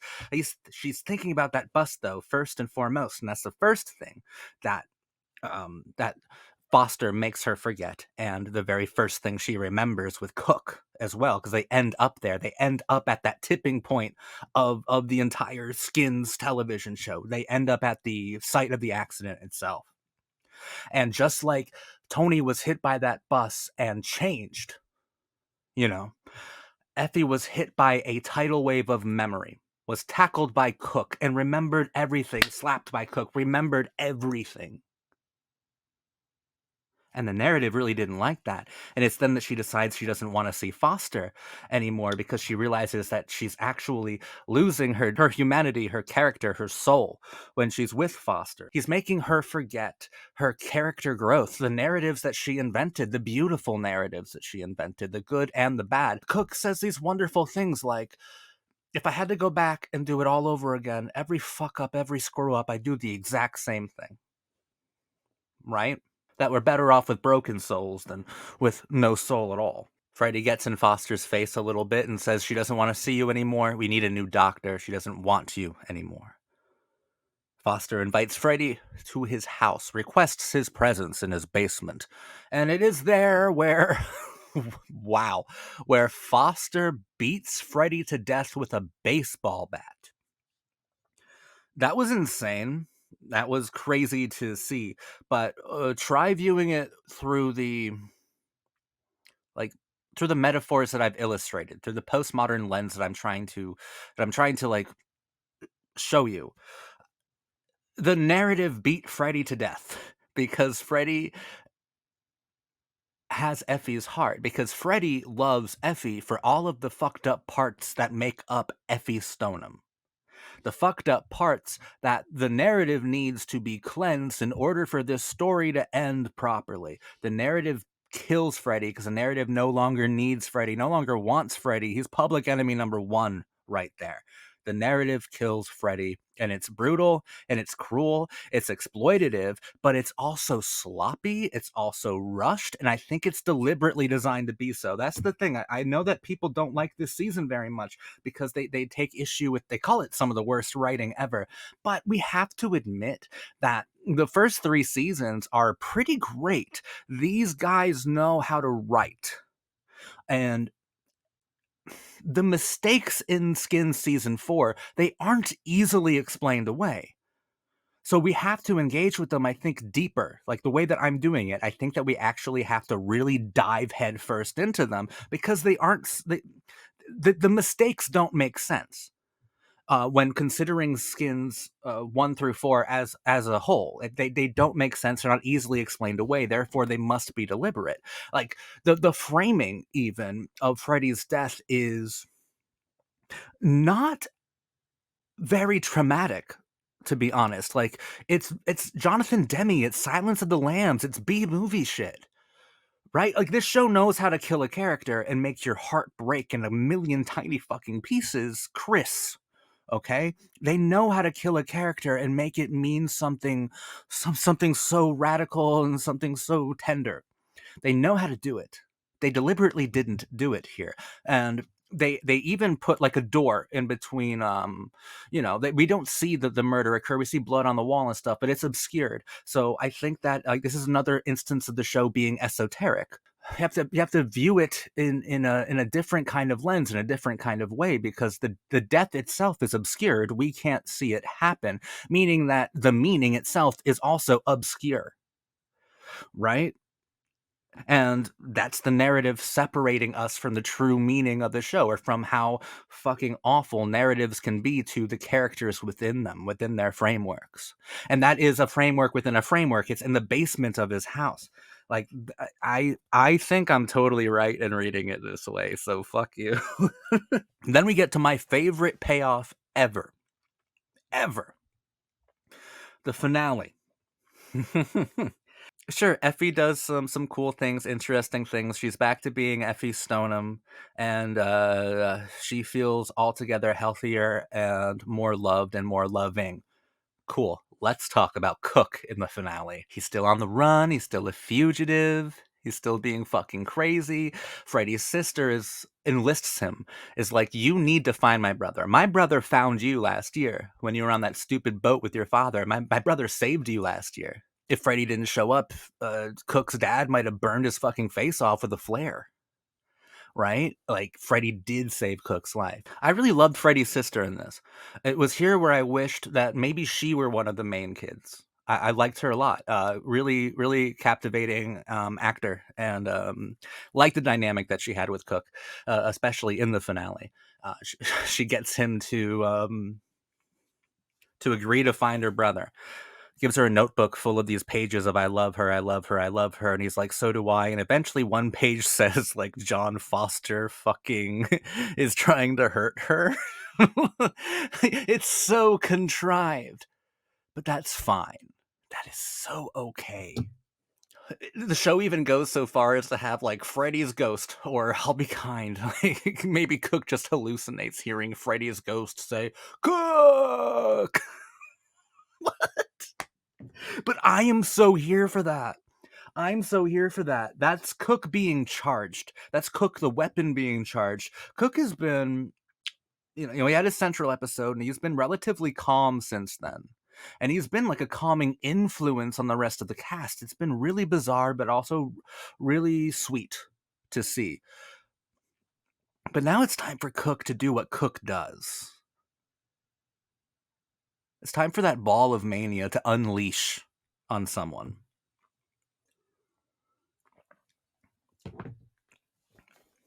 Ultimately, all of our principal leads gather in the shed and talk. And, I think suspiciously, even Freddy's sister at that point, no one's really talking about Freddy being gone. They're concerned with wrapping up their own little private meta narratives. They're all concerned with their interpersonal relationships, and they're all like wrapped up with a really suspiciously nice bow. And it feels really insincere. And I'm saying it feels that way on purpose, because Cook steps outside. He leaves that shed, the shed that I believe is controlled by this evil narrative. And who's watching the shed? The narrative itself, personified in John Foster. The narrative is watching the narrative conclude and hoping that all the kids behave for the final few minutes. In fact, the narrative tried to get rid of Cook in the beginning of the finale because he was staying at Naomi and Emily's, and cops burst through the door and he escapes the cops barely. The narrative did not want him here anymore. The narrative knows that Cook is a threat. And the narrative, like, it pacified the sister, but it did not pacify Cook. Cook goes outside and he's very sentimental over Freddy. He loved Freddy. He did. He loved Freddy. And he sees John Foster just like turn and walk away. He doesn't know who he is yet, but he follows him because he's compelled to. That ball of manic energy. I'm just reminded of how Effy used him so well, so lovingly, so chaotically within the narratives that she created in season 3. She used him as a weapon for her narratives. He was unstoppable. He breaks into Foster's home and finds a lot of bloody clothing, bloody shoes. And he finds John Foster, and he knows that he killed his best friend. Foster pulls out a baseball bat. And I actually wasn't scared at all, because I know it would take like an army to kill James Cook. I wasn't scared at all. I was excited because I knew what was about to happen, right? Cook has this fun little monologue of like, because I think that Foster says something like, I know you, you're nothing. Told me all about you, Cook. Like, he knows everybody already. He omnipresent, right? It's not simply like Effy told me everything about you. This guy is the narrative itself. This guy is the narrative pacifying all of the misbehaved children so that they can complete their arcs and leave the show in a behaved and calm fashion. Cook would never do that. Never ever. Oh my God. I don't think you know what I am, mate. I just figured it out. I'm a weapon. I'm a postmodern brat. I'm Cook. Yeah, I'm nothing. Yeah. I'm a stupid kid. I'm a stupid fucking kid. I'm an idiot. I'm an idiot, but you don't really know who I am, though. I mean, dude, it's so exciting. He screams, "I'm Cook!" and charges at him in a blur of fucking frenzy, in a blur of mania. And cut to black, end of season 4. Bro. The postmodernists won.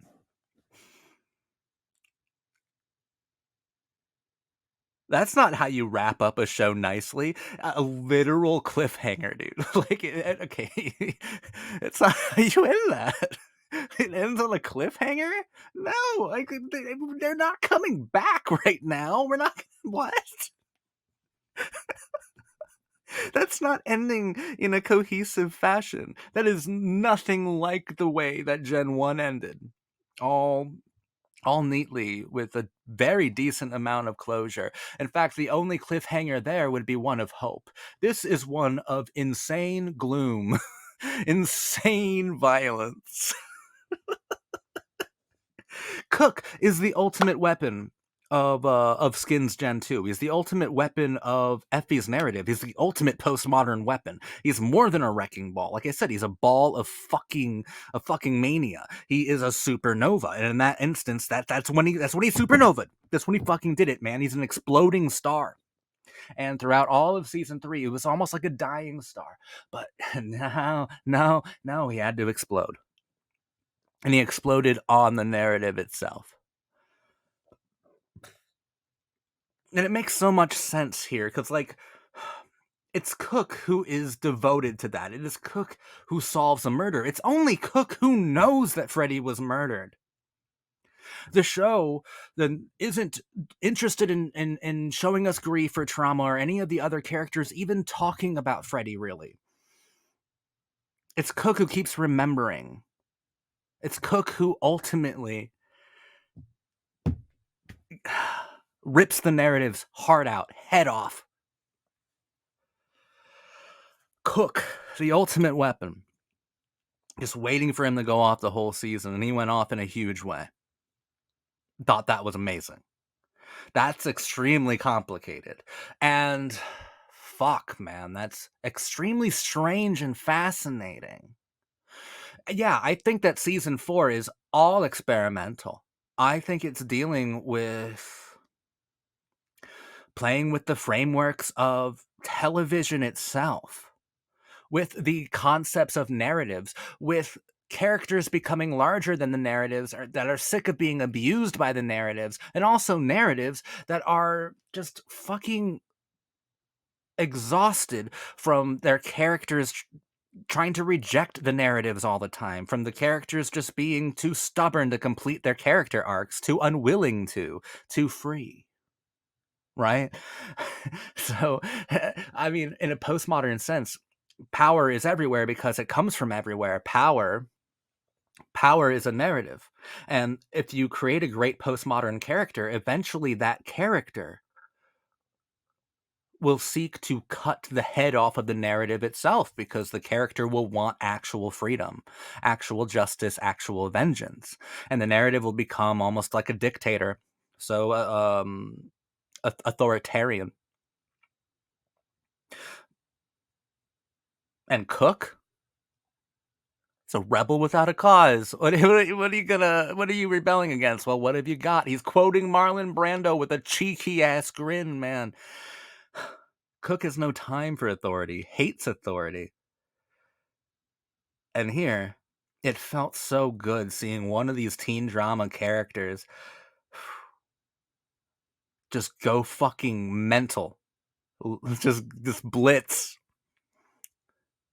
Charge at the narrative itself. And that's what I do think that the therapist John Foster was representative of, the narrative itself. And those therapy sessions with Effie, he was making her forget things that were too difficult for her character to overcome, because they only had like 2 episodes left. It's like, you need to get better, and he was obsessed with Effie. Skins as a show is obsessed with Effie. That is fairly obvious. I don't think that's a problem. I'm not criticizing the show for that. I'm obsessed with Effie. I think she's awesome too, but the show is intensely obsessed with her. Just like John Foster is, right? Just like him. John Foster is the show. John Foster is the narrative, and Cook, he's Cook. He's Cook. And you fucking killed the wrong kid.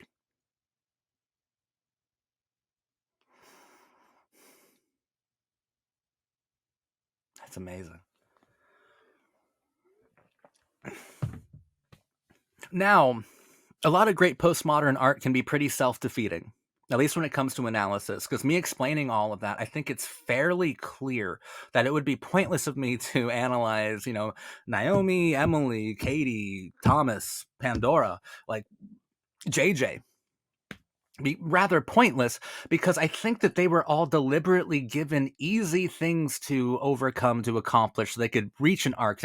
Uh, they were helped out by the narrative so much, and they were kind of playing along and behaving really well. I mean, compare JJ's central episode in 4 to his really depressing and almost overwhelmingly shocking episode in season 3. It was a lot more confrontational, at least. In season 4, it's a bad rom-com, but like I said, I think that's deliberately so. And the characters who aren't playing along are Effie, Cook, and Freddie. Oh, and they had to be sorted out by the narrative itself, by the psychologist, by the therapist, by the show. They made Effie forget when she was starting to get too out of hand. The show would never kill her. It's obsessed with her. But it would kill Freddie, because Freddie's in love with all those fucked up different parts of Effie. It tried as hard as it could to get rid of Cook. Put the law after him, put like drug dealers at, like, everyone has been after Cook at one point or another. It tried to get rid of Cook so bad, but it couldn't. Cook is anarchy. You can't put it back in the bottle once you've poured the first drink. It's everywhere. He's everywhere, dude.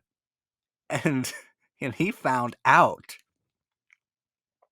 It's fun because for seasons 1, 2, and 3, I feel like Effie knew she was a character in a television show. At least, when it was necessary for the show to have that sort of postmodern flair, and I adored it. But Cook didn't know that in season 3. He was just this like clueless, chaotic weapon. But he finds out in the very end of season 4.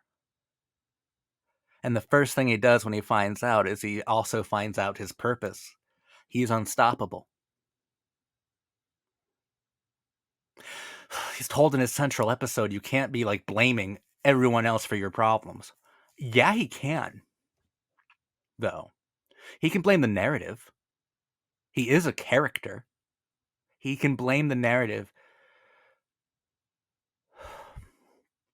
for giving him such a shitty life with shitty impulses, with shitty insecurities. He can blame the narrative for making him fall in love with a girl who compulsively breaks his heart. He can blame the narrative for killing his best friend with a baseball bat. And he can kill that narrative too. In fact, he did. The second he charges at John Foster, who I believe represents the narrative, show cuts to black because the narrative's dead. It's over. It's finished. And that's not a clean ending. But that's where it had to end, because that's when Cook killed it. Bro. I'm loving it. I'm loving it. Oh my God, that's fascinating. Whoo, boy. Oh boy. Oh boy. But I think my reading of it is supported by so many things. When Effie is hallucinating that people are after her, like the language that she uses, like they've been after me like all my life, and now they can finally get in. It's the narrative. She'd been able to manipulate narratives around her where she could always dominate them, but then she lost control, and they're moving in, and she can feel herself slipping away. And she knows it. She's lost control. She's no longer in control. She's lost it. Effie tries to leave prematurely because the narrative knows that if she stays, something bad will happen, and the narrative can't afford for that to happen. Effie says, none of this matters. You're all great people, but I think I'm finished. I've had enough. doesn't sound like a real person saying that, right? That's an archetype, that's a character, that is Effy Stoneham, the written character, saying that without any agency, without any memory. And thank God Cook slapped postmodern freedom back into her. Two postmodern brats baptizing each other in the pouring rain. Cook asks Freddy, are we just three losers screwing each other forever, or are we something more than that? They are something a lot more than that. And the narrative's terrified of what they could become. That's why the narrative had to kill one of them. Oh my God. Katie's dad says to her, people do stupid things when they're trying to pretend like they aren't trapped. That's how Katie is able to rationalize people like Effy, people like Cook doing outrageous things, because they feel like they're trapped by something non-existent. But they actually hyper literally are trapped by the narrative that they're in, that they no longer have any sort of dominance over, and they're not playing along with. And the narrative is punishing them for it. People don't just do stupid things when... And what's a stupid thing? The stupid thing is that's defined by the trap itself, not by the stupid thing, not by the person. When a person does a thing, whether or not it's stupid or it's smart is determined by the framework of where that action has taken place. And of course, a narrative will think that a thing is stupid if it goes against itself, if it goes against the narrative itself, if it goes against character development or an arc, right? And so they will feel like they're trapped. It's all about prisons, right? Because they're trying to take Cook and put him into a prison. What is a prison? Prison is not growth. Prison is character stasis.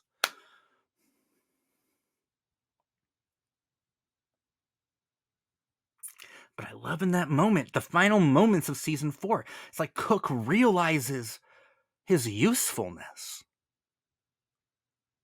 as a character. As a character that's ultimately larger than life itself. Oh my God. Oh my God. Oh my God. I have probably lost all of you. All of you are right now going, your cult boyfriend's officially lost his mind. But dude, this is amazing. I really urge all of you to rewatch Skin season 4 with the language that I've been using in this video, and it's an incomplete analysis, because I think it's an incomplete analysis of right here, because I think that it is so vast and complex. I just can't devote all of my time to it. I think you could spend so much time analyzing season 4, and it's wild because it's certainly like my least favorite season so far, but it might be the most interesting from an artistic and philosophical point of view, from a compositional one for sure. People complain that season 4 had bad writing. No. You're a bad viewer.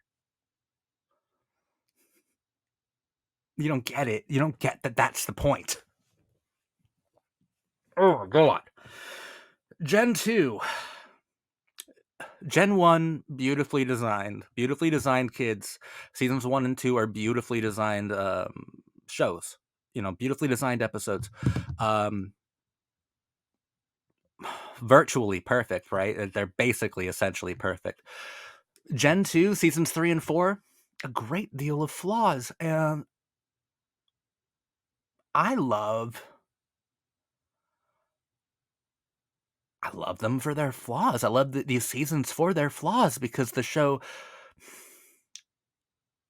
is exploring postmodernism in the deepest way that I've ever witnessed. And I've been covering postmodern art for a long time.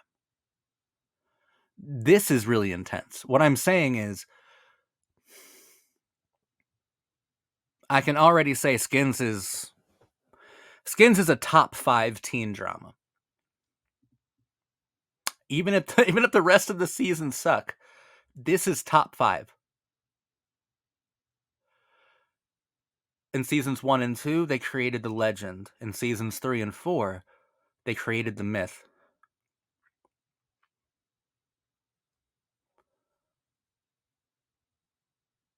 They are all masterpieces in their own way. And some of them are masterpieces in the most disagreeable ways ever. Like, it's a complex reaction that I'm having to season 4. especially to season 3. Gen 2 is really something that needs to be studied, that I am studying, right? But like needs to be studied even more. This is just an intro. There's so much like this. It's a fabulous work of art. I mean, I'm ending the video now because I definitely feel like I've said more than enough to at least intrigue you to take your own stab at exploring this season. Like, please add to my analysis, add to the language that I've been using, find other parts where this makes sense, because it does. It fucking does. And I think there's parts in every episode, but I didn't think of using this language until a bit later on, right? If you go into it with it, like, oh god, I need to rewatch the season. I need to rewatch it already. God, fucking brilliant. That's art. That's why I do this shit. I really hope that you're feeling me on this one. I've been your cult boyfriend, absolutely losing my mind over Skins season 4. So long, Gen 2. So long, guys. You've blown my fucking mind. Thank you.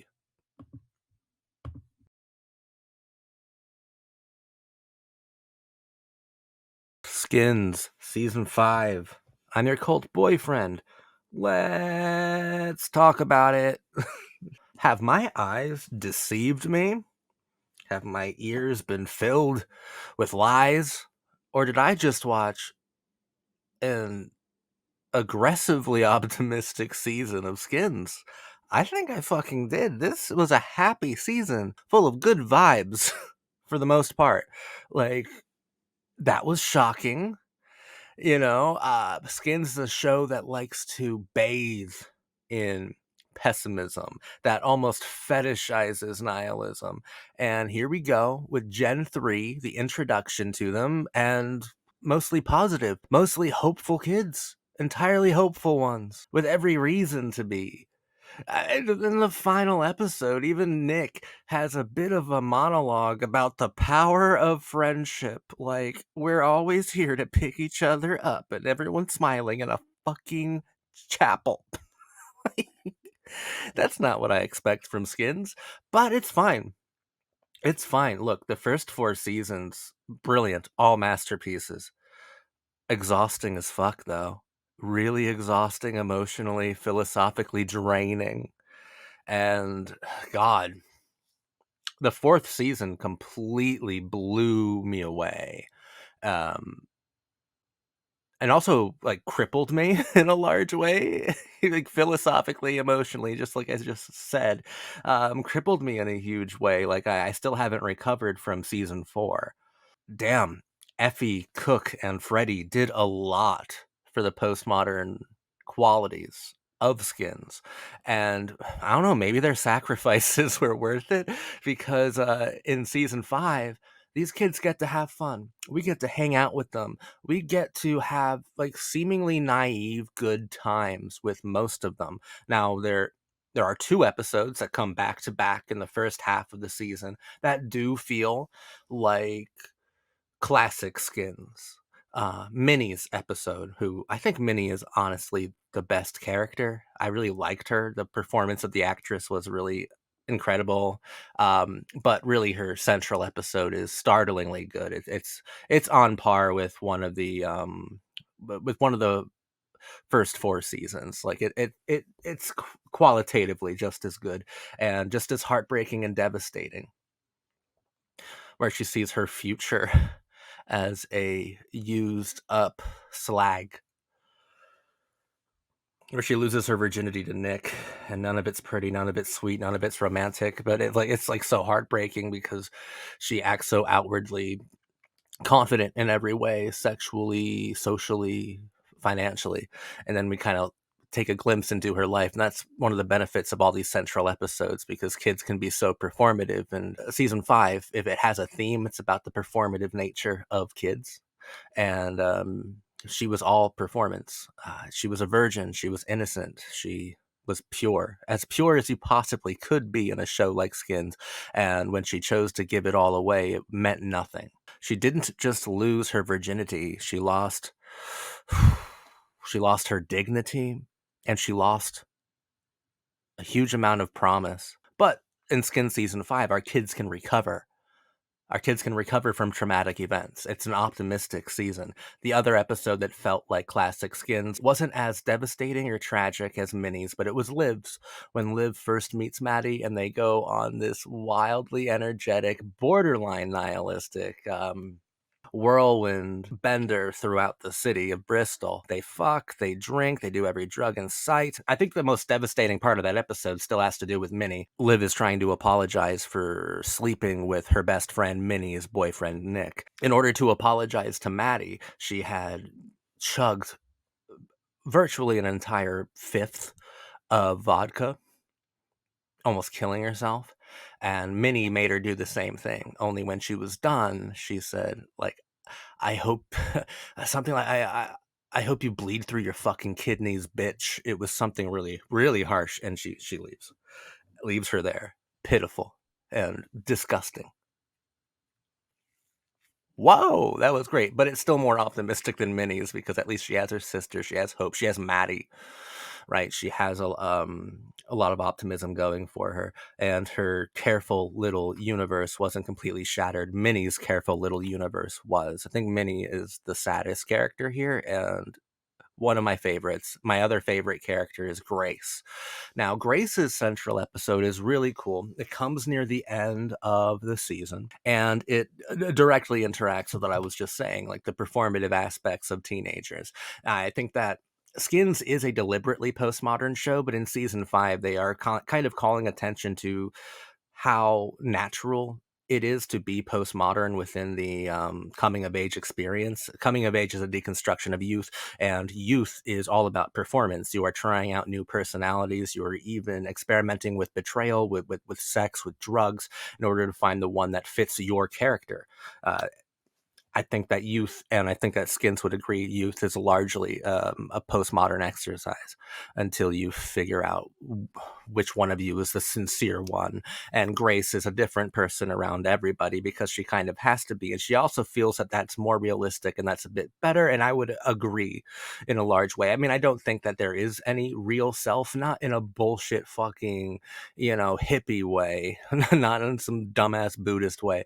I feel like there is no real self in, I guess, in a postmodern way. Like me right now to you, this is somehow inauthentic. Me by myself, I'm still molding myself after certain archetypes, certain songs, certain things. Like, I'm never fully me, because I don't think anyone is fully who they are. Our personalities are dominated not just by our environment, but by media, by our sexual impulse, by philosophy, by everything. It's impossible to know who you actually are, and I think that Grace has a much stronger point, where, like, there is truth in the performance. The performance is the art. Let Shakespeare's wisdom fill you. There is complete truth within art, at least truth in the way that is beneficial to the other players around you. She even irritates Rich by saying that all the world's a stage. Rich is like, what the fuck? Why would you say that? why would you say that? That just makes you sound fake. But Grace isn't fake. She's the only one who can actually recognize the stage for what it is and where it is, which is everywhere. And what it is the teenage experience, or even the human experience, in a lot of different, very big ways. And Rich plays into it near the end in order to make her happy, in order to kind of win her back after an argument that they had in the hallway. He recites Romeo and Juliet to her as she stands, like, over her balcony, and it's so sweet. Grace says, I'm a story, a character, a fucking fiction. And that's entirely true, and that's true of everybody. But Grace is kind of realizing that she is a character. Not insofar as Effy and Cook realized that in in the earlier episodes, like they realized it and rebelled against the narrative itself and invented different ones. And Cook eventually killed the narrative entirely, ripped its fucking heart out. Grace, like this is much more naive season. It's not anarchic. It's truly not that nihilistic either. Um, they're talking about the positivity of postmodernism, which I think is very sweet.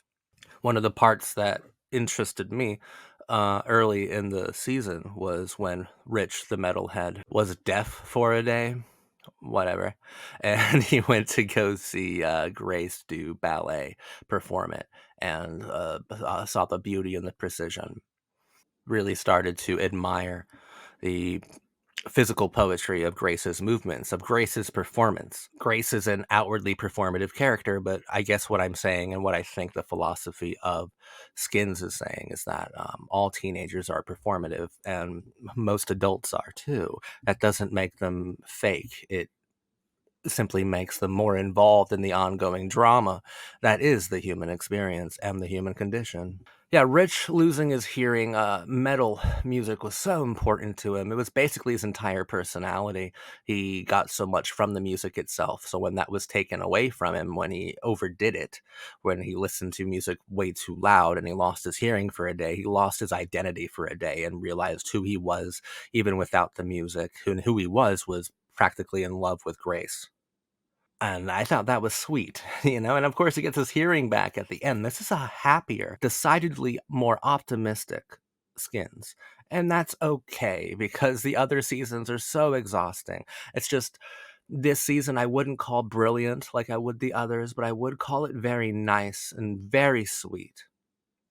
Very, very sweet. But this performative idea, it's the most interesting theme or philosophical quality of this season. In the first episode, we're kind of anchored by Frankie, this interesting, seemingly non-binary character who is struggling with a lot of interpersonal, well, I guess they're all struggling with identity, right? Because they're all getting used to this performance that is life, that is the human condition. They're all getting used to the performance itself, and they're not really knowing how to act well. They're not really knowing who their characters are because they're lacking a certain motivation that, since God is dead, God could not give to them, and since their friends are just as clueless as they are, they can't really help them find their motive, their motivation, their drive to complete the performance, or at least perform it well. But even Frankie has this kind of miniature like landscape, this miniature set where she does stop motion films. It's kind of like featureless areas where, of course, you can project Frankie's personality onto what she's doing, but all the world's a stage, and you can invent the stage, and that's a framework within a framework. I guess I do appreciate this optimistic view of postmodern philosophy within teen drama, because we spent the last 4 seasons being very depressing about it, almost overwhelmingly depressing about it, and absolutely chaotic. Like, it is quite a difficult thing to get used to with this new cast. It's like whiplash, man. It's really wild going from characters like Cook and Effie to all of these sweet ones. Like the most problematic characters are like Liv and Maddie, and even those two would get like chewed up and spat out by the characters in the first 2 generations. And I think that is kind of commenting on a thing that I've noticed. When I was a teenager, we were pretty nihilistic, we were pretty hedonistic, we were ultimately doomed and lost in a lot of ways. But I think that generations of kids have become more sincere. Like, I don't know if they've become, objectively better, because I don't think that's a possible thing that any generation can be or hold or sway. But I do think that they are more sincere. And I think that follows the trajectory of what like postmodernism, what anarchism, what nihilism does. Postmodernism should lead to a place of new sincerity. And I think within season 5, we are seeing a group of very sincere kids who are sincerely trying to make sense of themselves and of the world and of their future and of their past. They're just sincere. They're very genuine. But the most interesting theme is that of the performative quality of being, and how these kids are striving for authenticity but are often trapped by the trappings of theater, because all the world's a stage. They're reacting to that realization in ways that are mostly healthy, to be honest. in season 4 when Cook found out, in my theory, when Cook found out that he was a character inside of a show, he lashed out on the narrative and killed it. Again, like immediately killed it. So yeah, these are completely different characters. Like I can't see them doing what Cook would do. I can't see them doing what Chris or Cassie or Tony would do. I can't see them operating like these characters, like Effie. I can't. Like they're nice. Like all of them are pretty fucking nice. And I think hopeful, like genuinely hopeful and optimistic and really, really immature in a way that was kind of lacking in the first 4 seasons. And I think the lack of immaturity made them more powerful because it's like you shouldn't in the first 4 seasons you were like, at least I thought, like, oh man, it's tragic and wild that these kids are playing with these heavy materials when they're so young, heavy topics when they are so young. It provided a kind of nihilistic harshness and hardness to the characters of the first 2 generations, whereas in season 5 they are really innocent. I mean, they do coke a lot, they smoke a lot, but it doesn't have even an ounce of the projectile nihilism and hedonism that was fully available to be interacted with in the first 4 seasons. Like this is a very a very nice group of kids who are sweet, not only to each other but to the narrative, to the audience. Yeah, I think my favorite one is Minnie. Her central episode was the most depressing, and maybe Skins has taught me how to love depressing and dark places. And Minis, I think, went the furthest into mania, and that's I found that so wonderful. Um, God, there's not a whole lot to analyze here because we spent most of our time hanging out with these kids, and that's fine. That's great. That's really good. I like television where you can just hang out with people that you enjoy being around, and it was pleasant. It was a very pleasant season. I do miss the intensity, the ferocity of classic Skins, and like we only got that in the episodes Minnie and Liv. I do miss that, and I hope we get more of that in the next season. But I think it's a very powerful thing that the show is doing. It's a very like loud statement that like these kids are happier.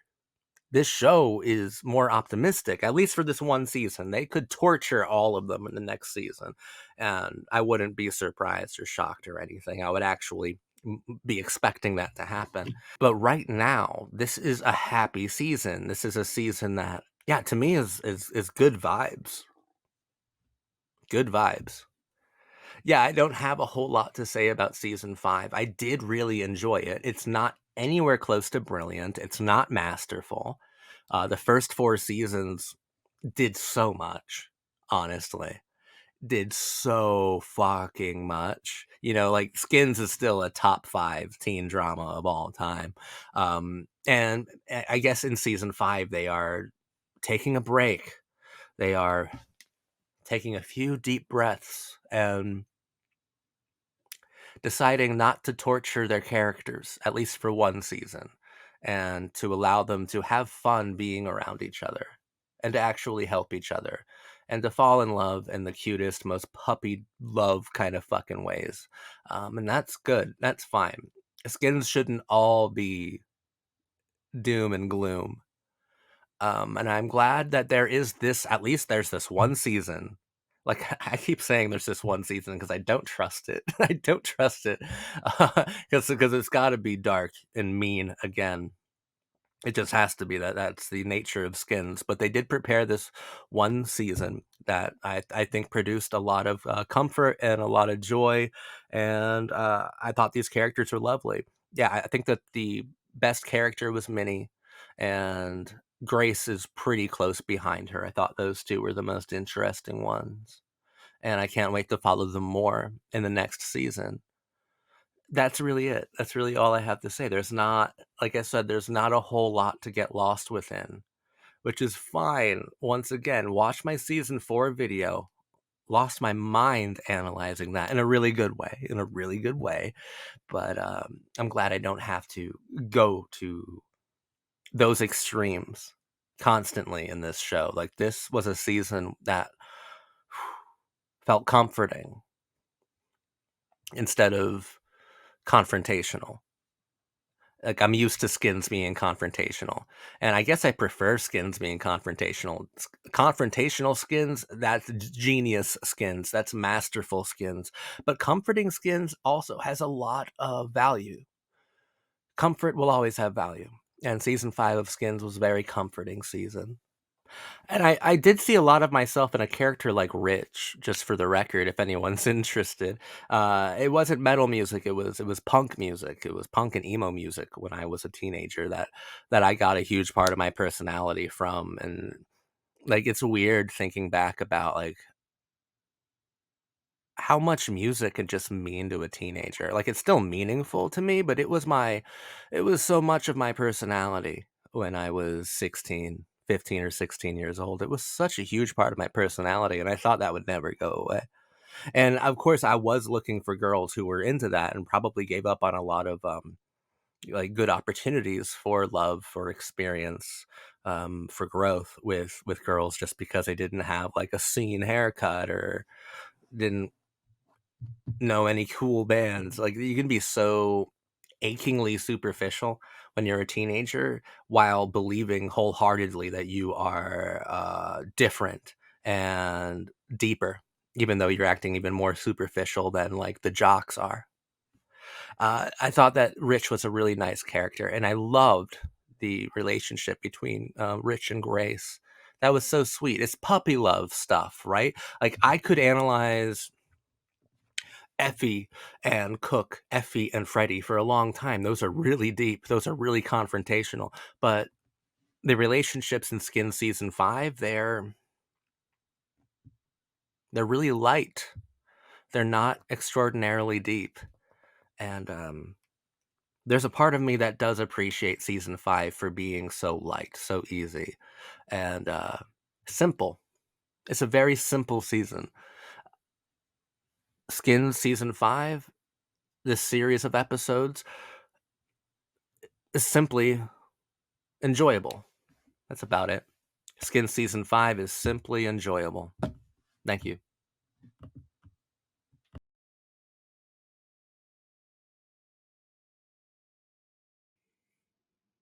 I'm your cult boyfriend. I'm talking about Skins season 6. Something that I really like about Skins that I've noticed by analyzing the show the way that I do, season by season, I love how the seasons interact with each other.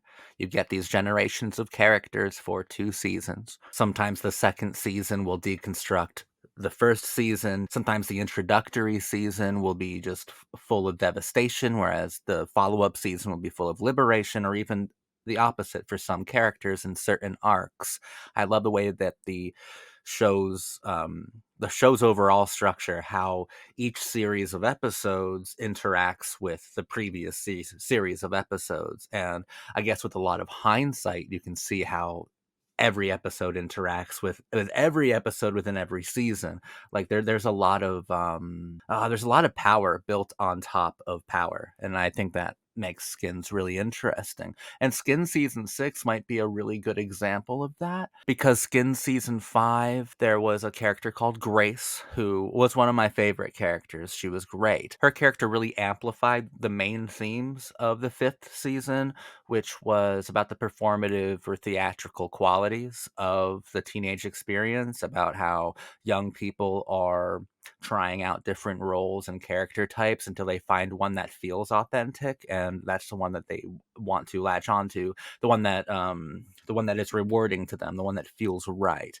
And Grace was a character who was a different person to everyone that she met, because quite like characters like Cook or Effie, she knew that she was maybe not inside of a TV show like Cook and Effie did. Please watch my earlier Skins videos. Cook and Effie were wild to talk about, but Grace did understand the performative quality of being, of life, right? And she was a different person to everyone that she met, and she dies like in the very first episode of season 6. She's killed. And just like how Grace when she was living meant something else, something unique to every member of the cast, to every single character. Her death means something different and unique to every single character. And this season's main theme is grief, and grief is unique and different to every single living person. We all process grief differently, and I think it is nice to kind of explore and investigate how different character types will interact with grief.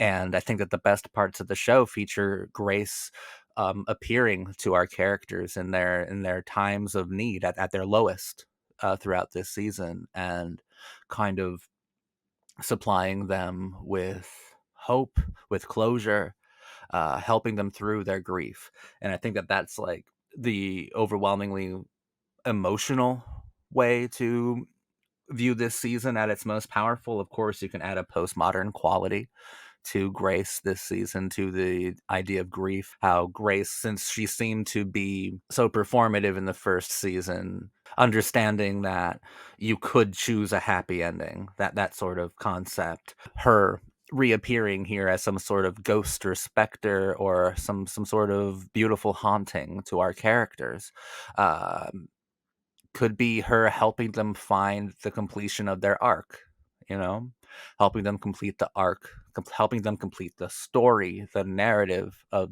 um of Gen 3 skins without her. You know, Grace is great.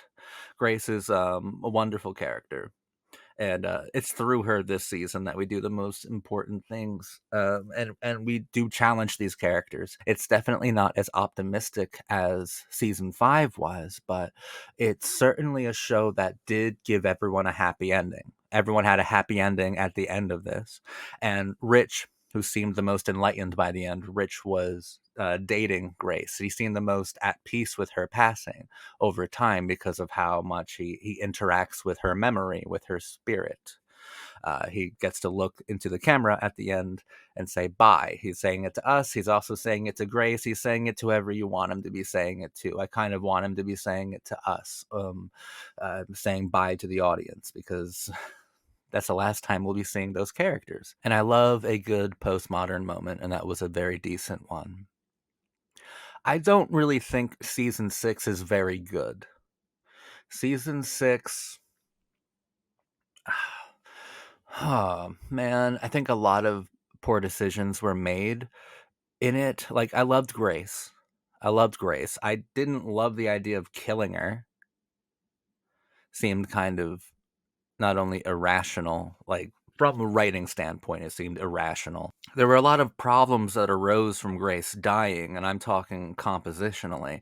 Rich and Grace, they're the only couple within this entire generation of Skins characters, within seasons 5 and 6, the only couple that had actual chemistry. That was Rich and Grace. And you thought it was a good idea to destroy that?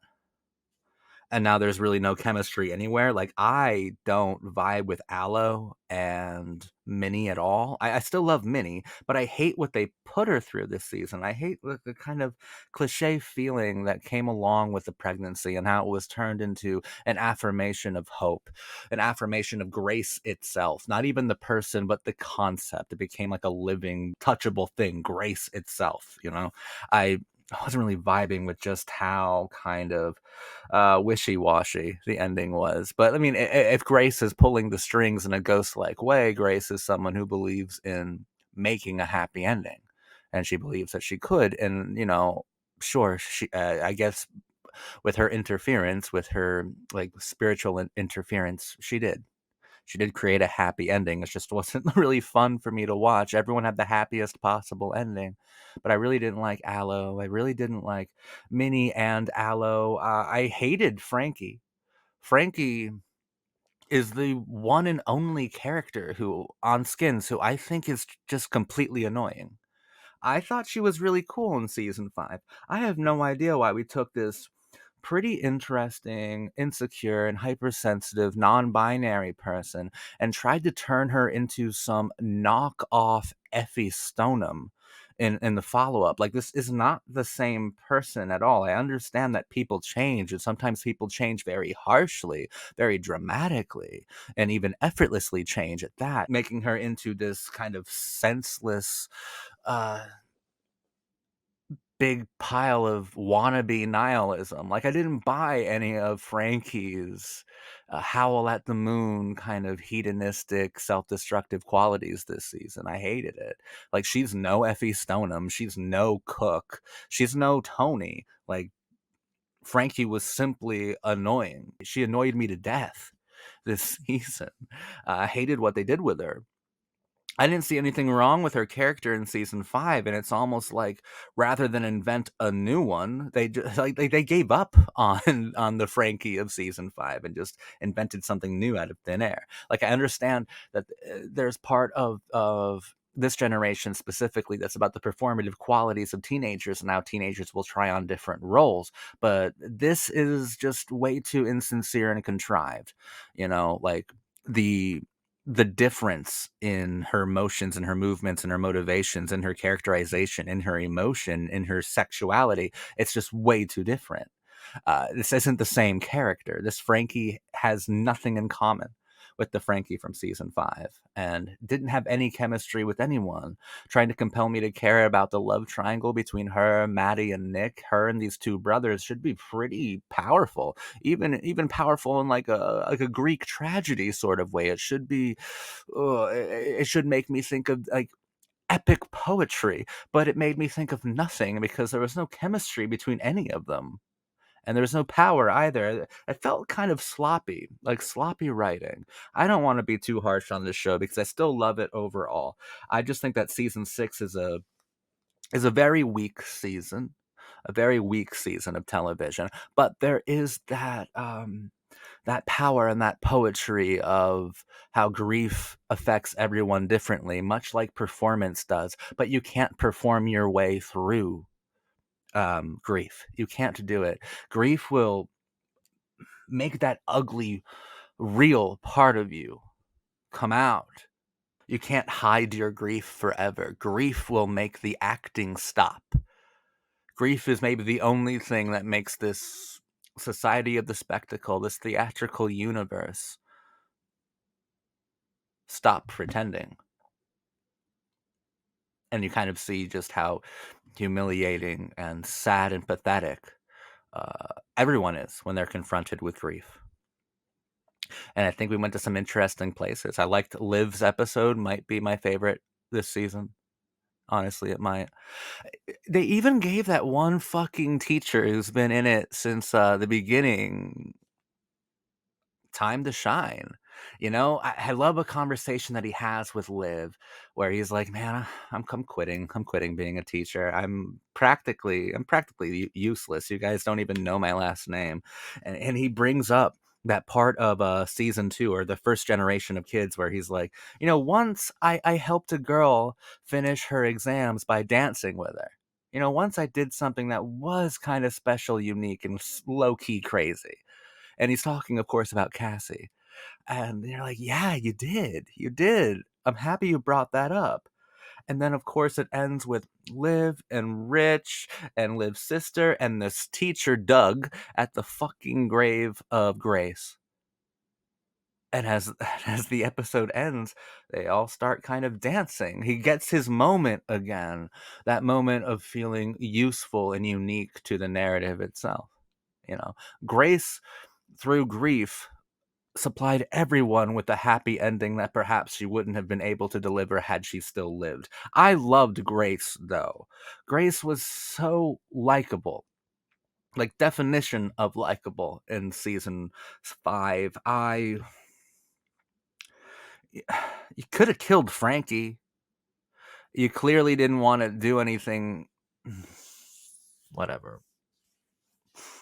So I was really sad when Grace died. I thought she was a great character, but we got to see her in very small doses as this sort of hauntingly kind of beautiful and all-knowing figure, which was cool, which was great. And she helped her friends at their lowest, even in her death. which does speak to Gen 3's more optimistic qualities. Like, this isn't as optimistic as season 5, but it's still more optimistic than any of the other seasons, any of the other generations. These kids all get a happy ending. We have brothers hugging each other. We have babies being born, smiles all around. Everyone's fucking so thrilled.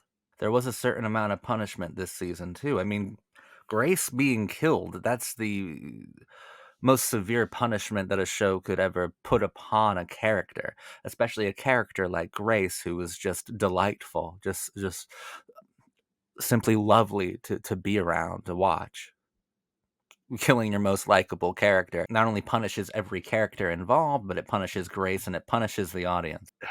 It's a choice. It's a choice. I just didn't find what all the other characters were doing to be very interesting. I didn't like any of the writing for virtually any of the characters. This was the only season of Skins where I was bored. It's only 10 episodes and I was somehow bored. I shouldn't be bored with 10 episodes.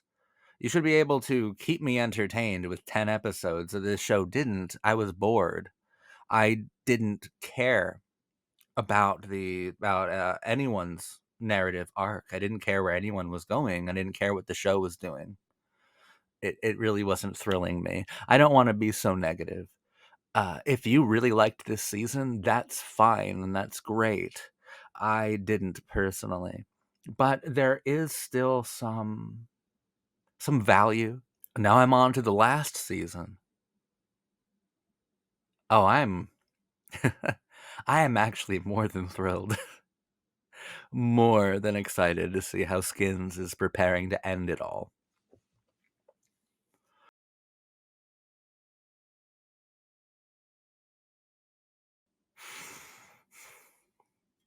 Skins season 7 is about texture. About the textures of the human experience. About the textures of becoming radicalized by the movements of maturity. About the disenchantment of adulthood and about ghosts. This is a pretty spooky season, in my opinion. I feel like every character is haunted by their youth, by what they used to be. Skin Season 7 is about Effy, Cassie, and Cook being haunted by the ghosts of themselves. Season 7 fucked me up, okay? This was beautiful, and I've never seen anything like it. I have never seen anything like this season. So the final season brings back a handful of the characters from the first 2 generations of Skins.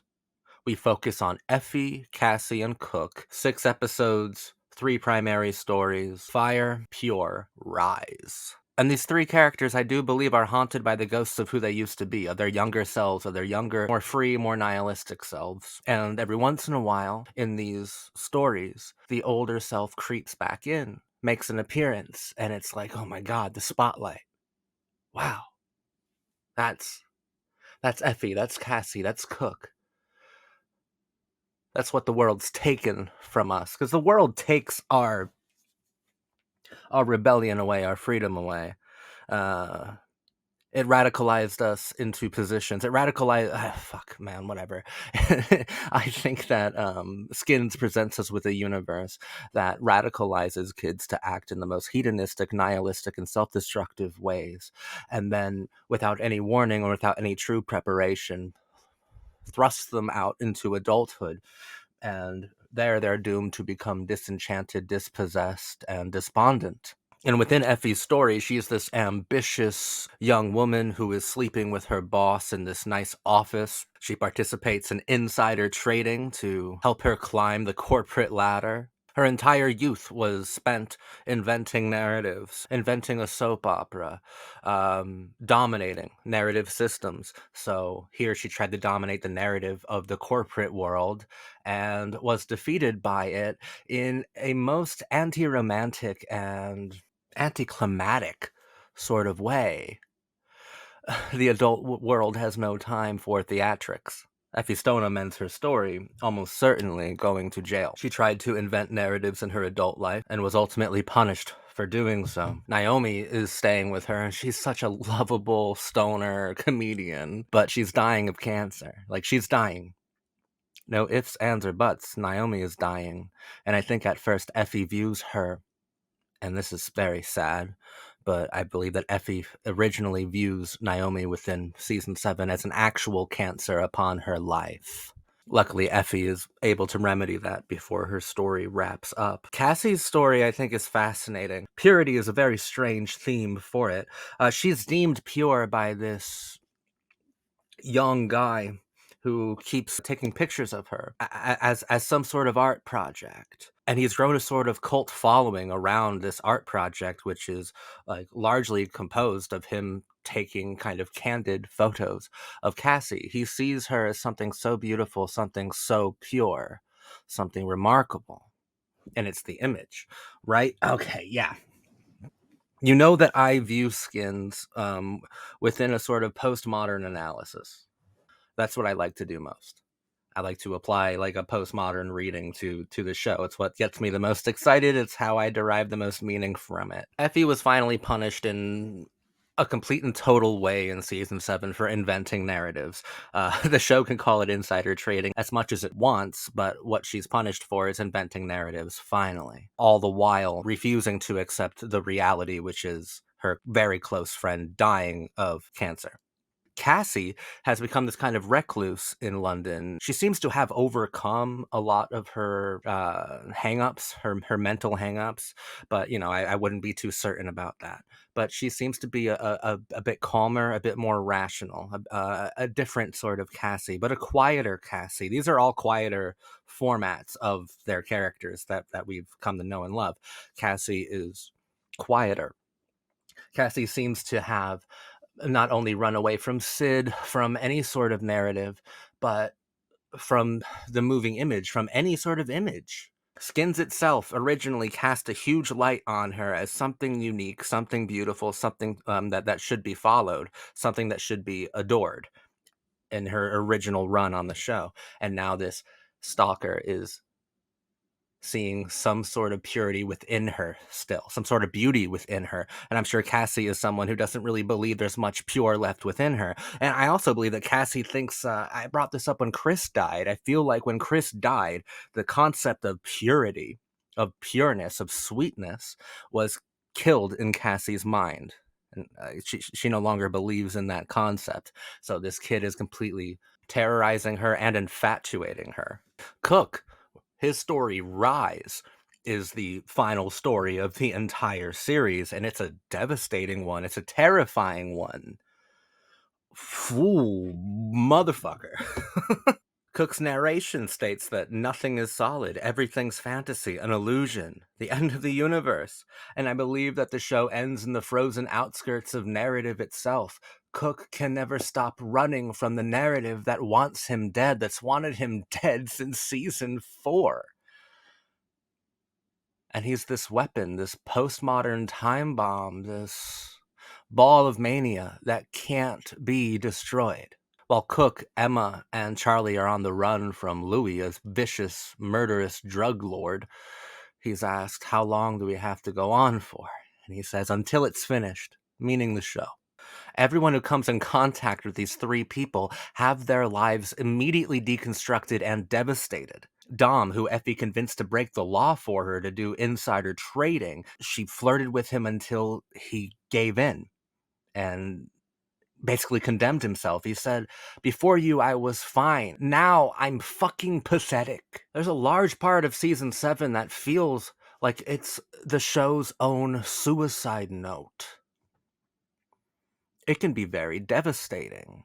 I absolutely feel there's a lot of dream logic being used in these final 6 episodes.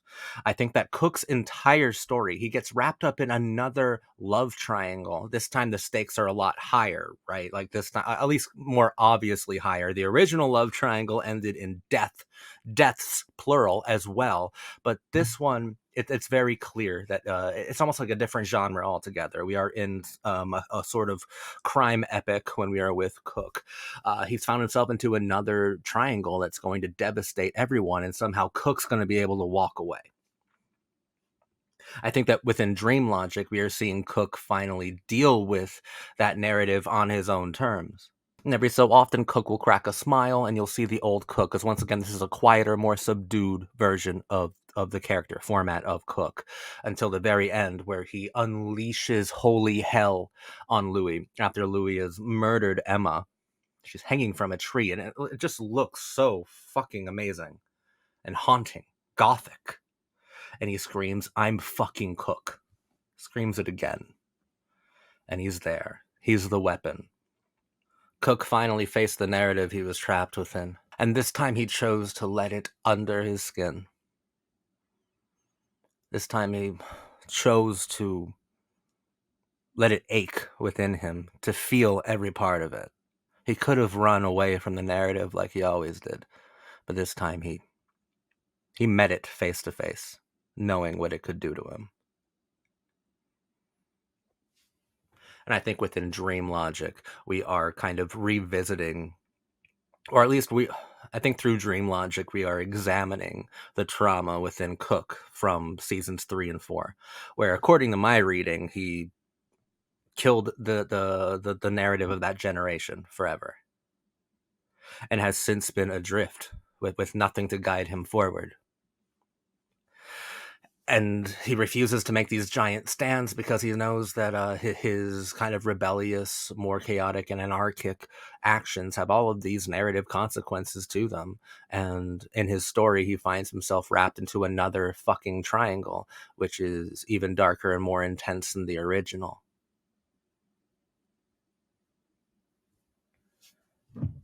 And innocent people are punished. In its final season, Skins decided to say, like a mantra, through Cassie, that everything matters. Now, I thought that this was a testament to nihilism, to teenage nihilism, but in its final few episodes, things truly do matter. Everything matters.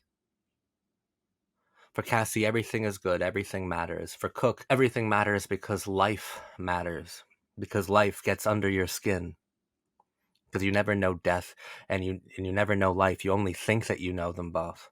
But the experiential qualities, that's why I'm talking about the textures of season 7. It's a season that almost defeats analysis, any sort of orthodox analysis, because it's about texture. It's about how you feel looking at that desolate fucking tree on the outskirts of the universe itself, right where the show ends, with Cook walking not into a sunset but a sunrise. It's about the texture of the snow. It's about the texture of the sand on the beach with Cassie. It's about the texture of the city walls and the city architecture with Effy. About the texture of the hospital bed that Naomi is confined to near the end of her life. It's about texture. It's about fire.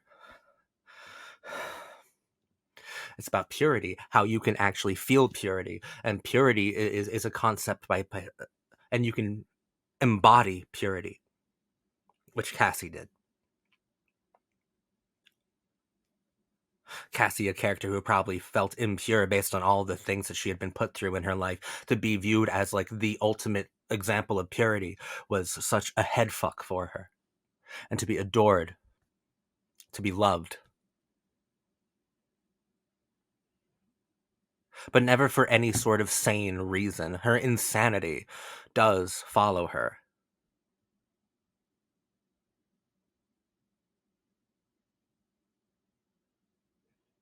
With Cook, it's the texture of the steering wheel.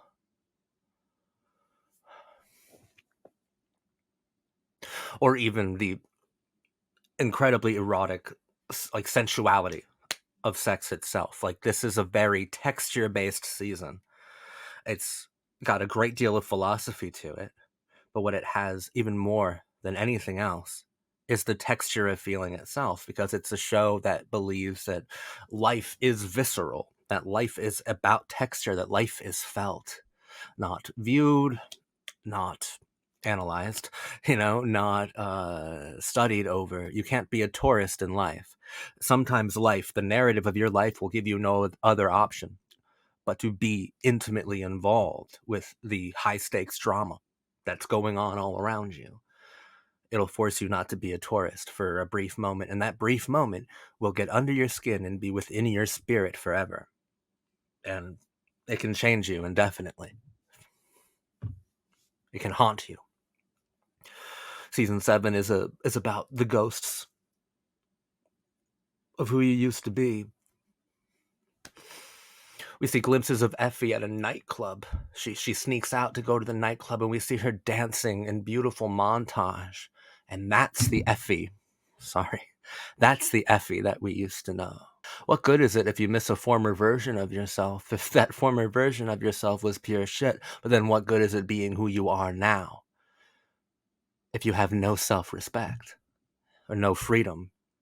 Your youth is about freedom. Adulthood is about caving in and being hunted by death. I thought these episodes were really good. They give you a lot to think about, but what's way more important, and what I keep stressing throughout this video, is that this final season of Skins, forget thinking about it. Feel it. Feel it. Because there are so many wonderful moments that, sure, you can write an essay about, but I think that'd be fatally missing the point. They're supposed to get into you, under your skin. These different musings of Cassie's, the photographs of Cassie, you're supposed to kind of dwell on them, fixate on them.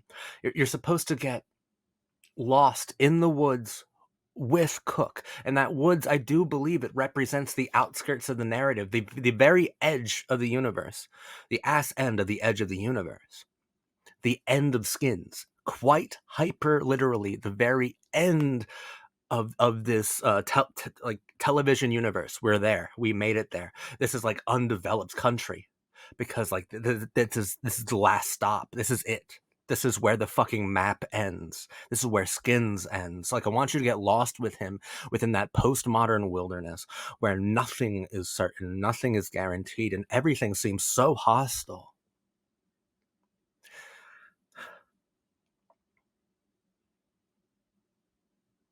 But once again, just like the ending of season 4, the postmodern hero will rise, and his name is fucking Cook. The weapon.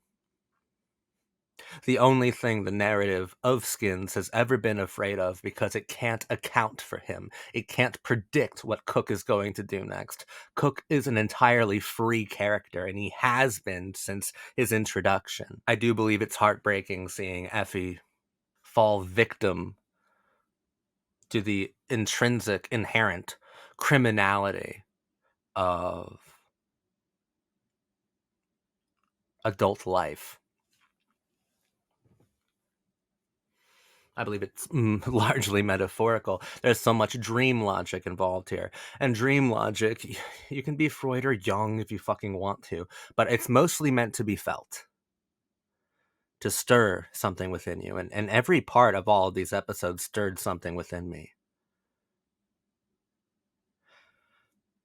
Cassie initially hating the fact that she was being photographed. She even thought that Jacob, who was taking the pictures, was using them to jerk off to, because she has such a low opinion of the image, because nothing about her could be mistaken for an example of purity, not from her perspective. Everything about her must be sexualized and used only for crude self-gratifying purposes, right? But over time, she comes to just understand that there's so many complexities within that image of purity. And I can't think of anything more pure than her bringing her little brother to the cafe and having his hair cut.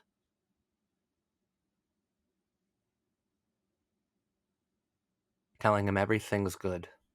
Everything's good. Everything matters. I thought this was a fascinating end to the series, and a really haunting one. It was extremely depressing. Even at moments where it wasn't completely devastating, there was just the mood, the texture of it was so striking to me. Like, it fucked me up. It fucked me up really bad. I think it's brilliant, but it fucked me up really bad. I do love that we did focus on, Effie, Cook, and Cassie. Those are three of my favorite Skins characters. I think my 5 favorite Skins characters are, Cook, Effie, Cassie, Tony, and Chris. And I'm very happy that this final season chose to focus on and explore some of my favorite ones, the ones that I adore most and that excite me the most. And explore them in ways that are so counterintuitive. There's nothing expected here. I just can't believe the choices that were made, and I can't believe just how kind of poetically I think that it all fit together, and how these different stories kind of speak to each other. They're all kind of variations on a theme, which I think the theme overall is the unbearable texture of life itself. And I think that each story, each character, they're variations on that same exact devastating theme. And Cook ending it, of course. He ended the narrative itself in season 4. He has to end the complete show, the entire show in the final moments. He has to be the last one. It's a season about textures. It's a series of episodes about feeling, about the experience of feeling and of being felt. Because I believe that Skins is being felt as well. That's what gives this season such a bizarre and haunting feeling. It does feel like it's crafted its own suicide letter. Like, these are Skins' final words, and a lot of them are bizarre. Many parts are kind of incoherent, at least when trying to sort them out within, like, the grand themes and the greater narratives of everything. It is a show that is behaving like a person on suicide watch. And I believe that's exactly what the show itself does. It's not Emma hanging from that tree. It's the show itself hanging from that tree in the final moments. But Cook lives on to wander indefinitely, full of life and full of death, full of purity and full of fire. The postmodern hero, James Cook, he rose. I know what it means to rise. I understand what the show's talking about.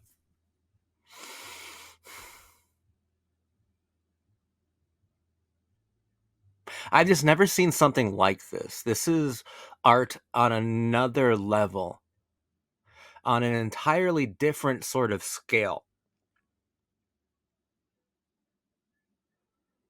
This season of Skins has scars on its wrists and a really, really heavy heart. And it desperately wants to be loved.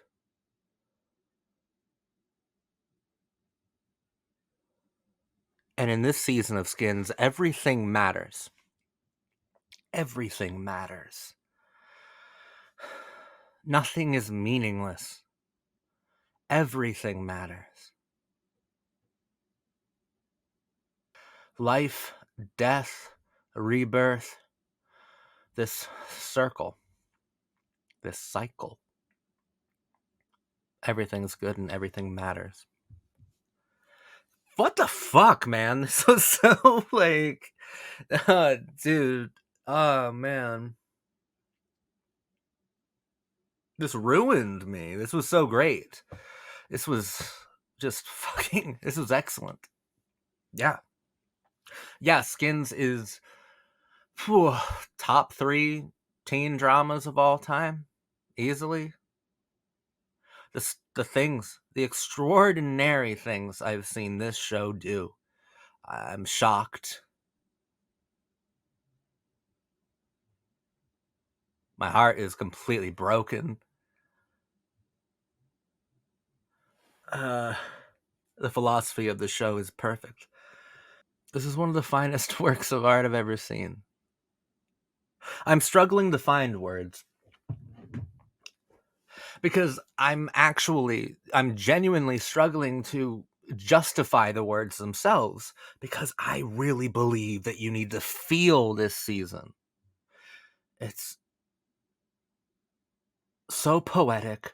It's populated with dream logic, with the experiential qualities of a postmodern divinity. Like, you need to feel it. You can't talk about it. You can't deconstruct it. You need to feel this season. You need to feel these characters, feel the emotions themselves. It's given the emotions, the abstract, the obscure, the esoteric physical forms for you to actually feel. And it gets under your skin, just like life and just like death does, gets there. And it's there forever, and it's all good. It's all fucking good. Because that's the way it has to be. And that's all I have to say about it.